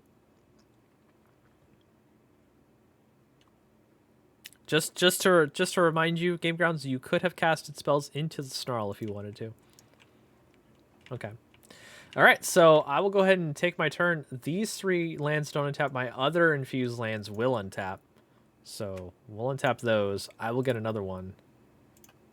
Y'all thought it was easy in scene 2 and 3, huh? Make it difficult for you. All right. So I'm gonna go, and unfortunately this is not gonna be great for me, but this turn is not gonna be the best. But I'm gonna go ahead and cast 2 spells for free. Spiteful Squad and a new spell, Flickering Existence. Spiteful Squad will trigger Beast Whisper, so I will draw a card, which is great for me. It's another reason why I wanted to get Beast Whisperer on my side, because I knew that was going to happen. And then Flickering Existence, I may infuse, and I'm going to think about it after I look at it. So Spiteful Squad, of course, is 2 white and a black, Death Touch, 0/0, enters the battlefield with 2+1/+1 counters on it, so it's actually technically a 5/5. And then when it dies, put its counters on target creature I control. So I can move its counters around to something else. So I'll put those 2 counters on it. And then Flickering Existence is 3 and a white and a black for a sorcery. Exile target creature an opponent controls. Then if the spell is infused, exile up to 1 other target creature an opponent controls. At the beginning of the next end step, return each card exiled this way to the battlefield under its owner's control unless a creature died this turn. It's a really weird spell that makes it so that those creatures will stay exiled if something died, but otherwise will just flicker spells. Flicker creatures, which is, like, it's just kind of a way to get your stuff out of the way, basically, unless I infuse. Well, the infusion just gives me an extra target. So, but what this also does is actually flicker away tokens, which is helpful. But all the tokens that Finnegan had are actually all gone. So Finnegan, what is the so the Ruin Grinder is dies? Okay. And then the card next to it, your camera's a little blurry. What card is that? Still Hellcat. Okay. Yeah. So do I want to infuse this? That is the question.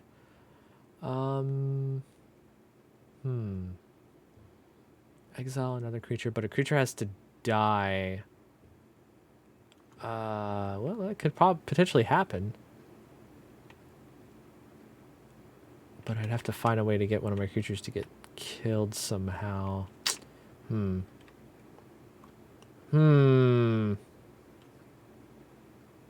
Oh, I know how to do it. I will infuse it. Yeah. This is going to be funny. Yeah, so I'll go ahead and exile. Let's do Lissalana Huntmaster.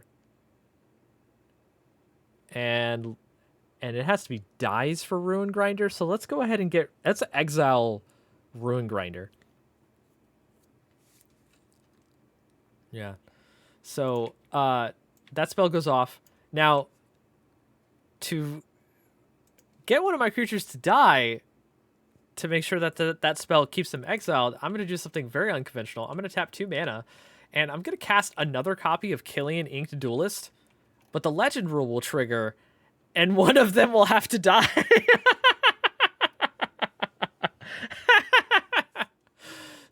So I'm going to kill the one that I just casted. However, I also get to draw a card because of Beast Whisperer. So those cards will stay exiled. Yay for me! And then I have another card in my hand that I can't cast because I don't have enough mana now. So unfortunately, I'm sad. But do I want to enter combat? You have all those elves over there. You have 10 elf warriors over there? Wow. Wow. And they're all big because of that stupid enchantment that it just won't go away. Yeah. Ah, it's annoying. Well, I guess, I'm going to be... Yeah, I'll go ahead and just leave my board as it is. I'll go ahead and pass it back to you then.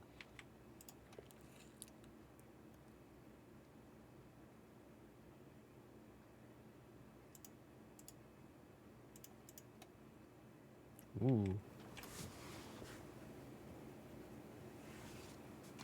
So 3 lands will not untap again next turn. Good to know.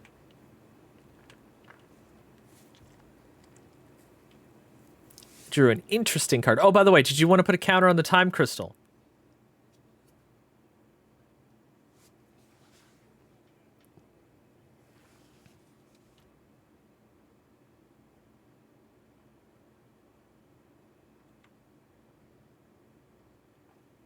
You can also choose not attacking. You could choose the same one, yeah. Yeah, yeah. You don't have to choose a different one. It would say on there each Wayfarer must choose a different mode.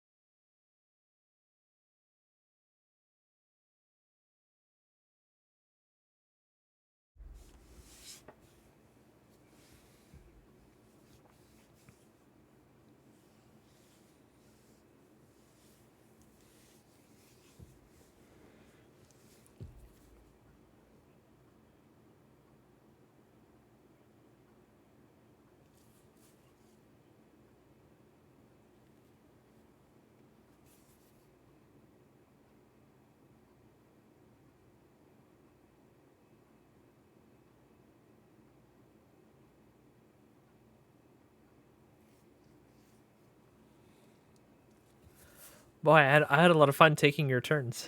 That was pretty good.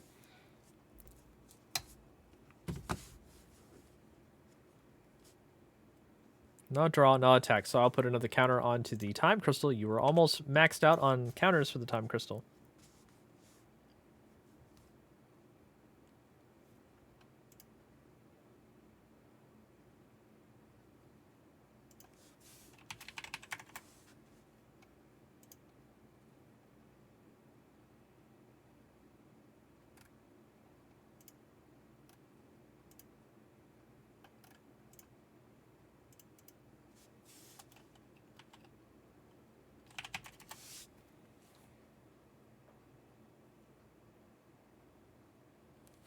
Sure.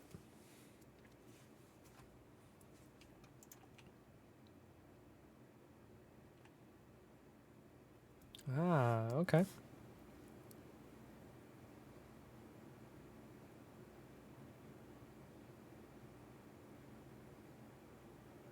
There it is. Wow.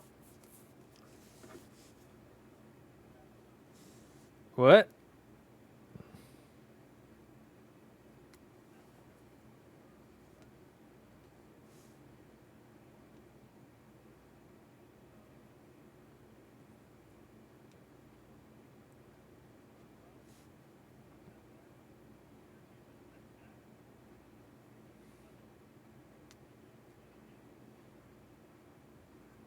What?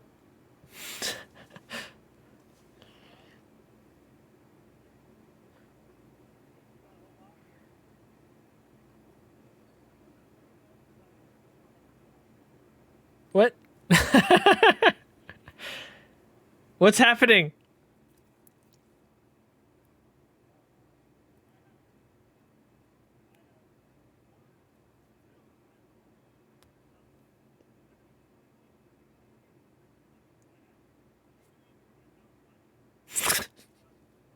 Sure.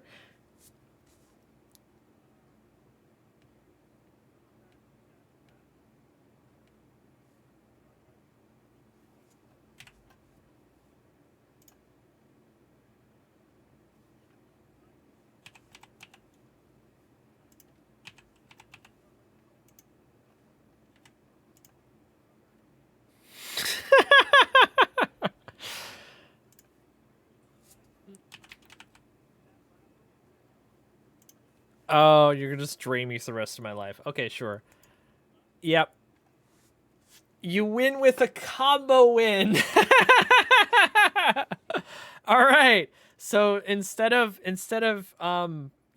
doing the hard work of getting all the things to align, you decided to help Amartha by just ridding all the entire room of any distractions at all, allowing Amartha to have time to get everything together to finish the ritual. So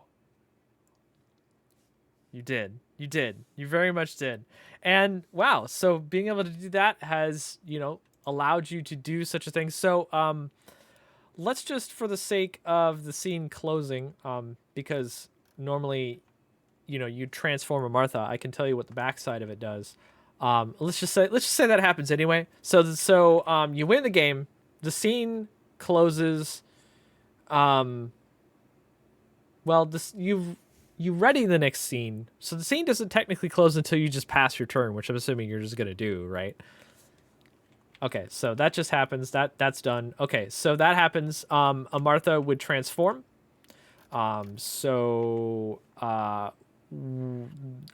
They would flip over to Amartha times chosen.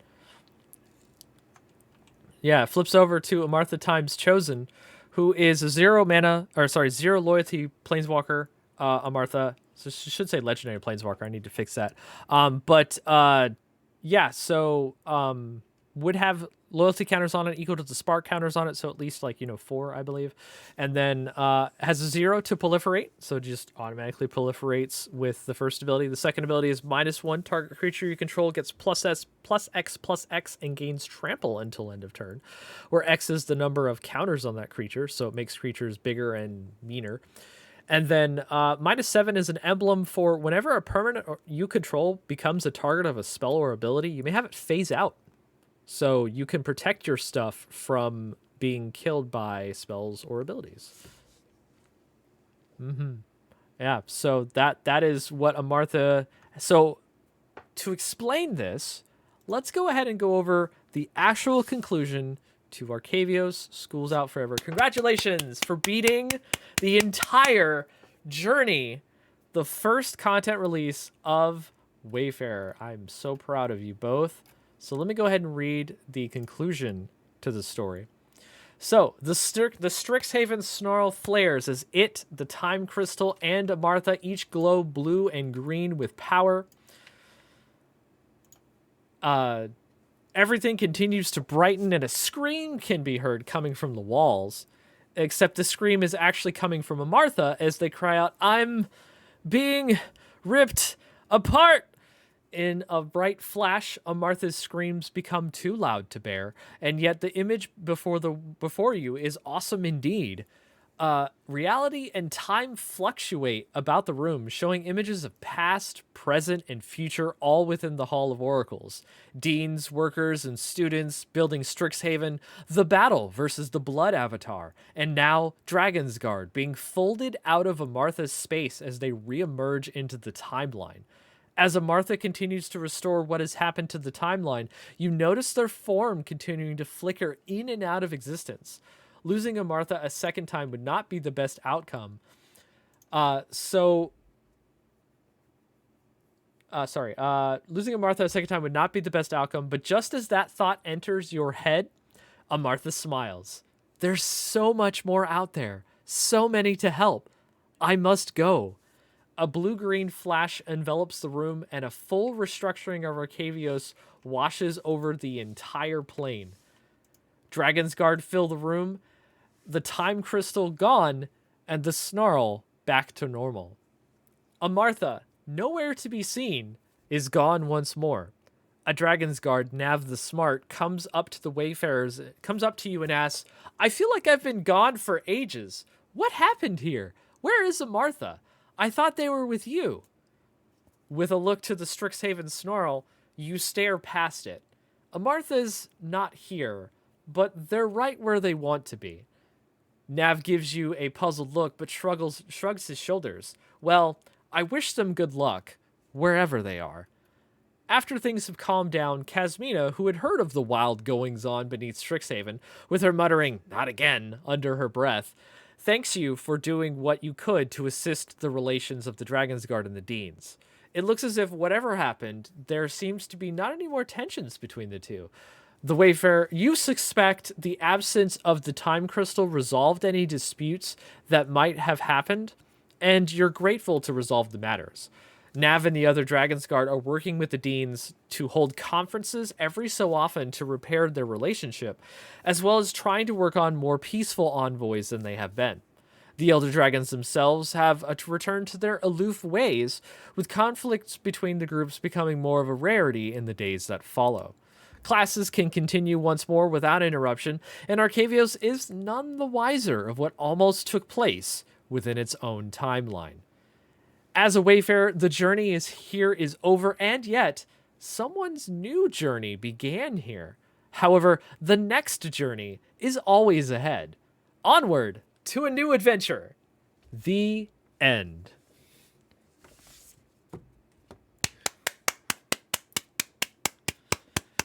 Very good, very good. Well, of course, I want to thank GameGrounds and Finnegan for playing through the entire journey of Arcavios Schools Out Forever, and of course, being very patient as we, continue to release the episodes and get them out. Of course, there's still things that we have to, go over from this latest release that we were able to catch while playing it, which is great. Playtesting is always good. And yeah, so we reached the end of the entire story. So let me go ahead and get just a quick couple questions here. So Game Grounds, what did you think?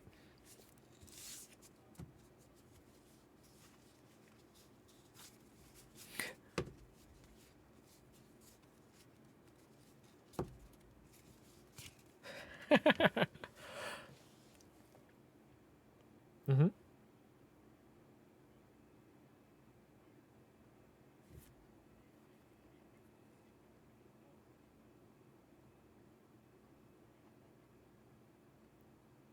Great, great.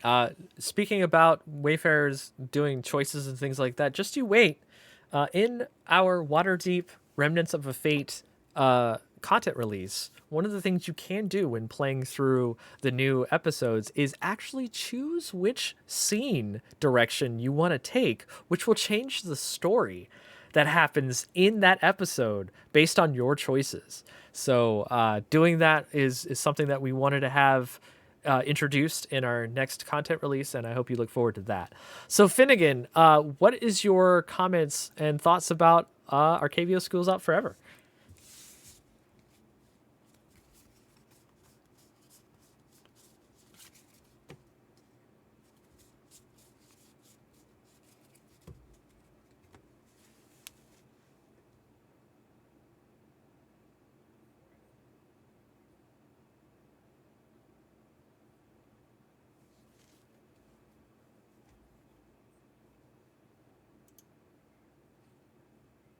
Hmm.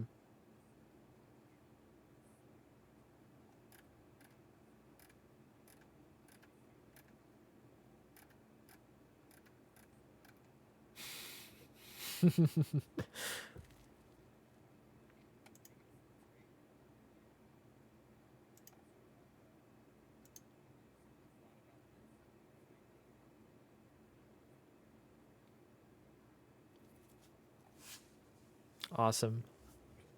Yes, you did. You both survived. No, not one of you died this time around. You sprinted through the final episode, and sometimes it just happens like that. Sometimes I don't draw removal or I don't draw board wipes, and that's just kind of the RNG of Magic in general, which is entirely fine. I mean, as long as you enjoy yourself, and I mean, it got really tough there in scene 4. I mean, not gonna lie, I did the best I could to try to hold you off. But infinite combos being as they are, still is a legit way to win the game. So, um, look forward to our next release, Waterdeep Remnants of a Fate. Our episode 1 is coming very soon. We will be having our Spark Emblems release with that, which will be based off of the actual classes that are in Forgotten Realms. So we will be expanding on those classes. You'll start off with a Spark Emblem that gives you a hex-proof version of your class card. And it itself also has levels that you can level up on it that allow you to gain more abilities and things you can do with your deck. Uh, In addition, we also have a writer doing all of the story for that journey. This entire Arcavios journey was made up. The story was made up only between the two of us when we first started. So that new story for Waterdeep should have a lot more rich background, characters, and cool things that you might see happening going on with it. So from me, Ashenden here at the Wayfarer Guild, and for all the people that are on the Wayfarer development team, I want to thank everybody who watches this stream, who watches the VODs on YouTube, because there's a lot more content coming. We've got this, we've got Innistrad coming later this year, we've got whatever they're going to announce later in August. Will let us inform us for what our next content releases will be, which from what I hear might be Kamigawa. So you might have some cool Japanese setting. Might have some amazing, cool stuff going on with that. But we will have Wayfarer content for every single one of those releases, and we will continue bringing this standard of quality of role-playing and Magic the Gathering gameplay together. But that'll be it for us today, so we will let everyone else go. Thank you for watching our Wayfarer stream, and remember, the journey always continues. Bye, everyone.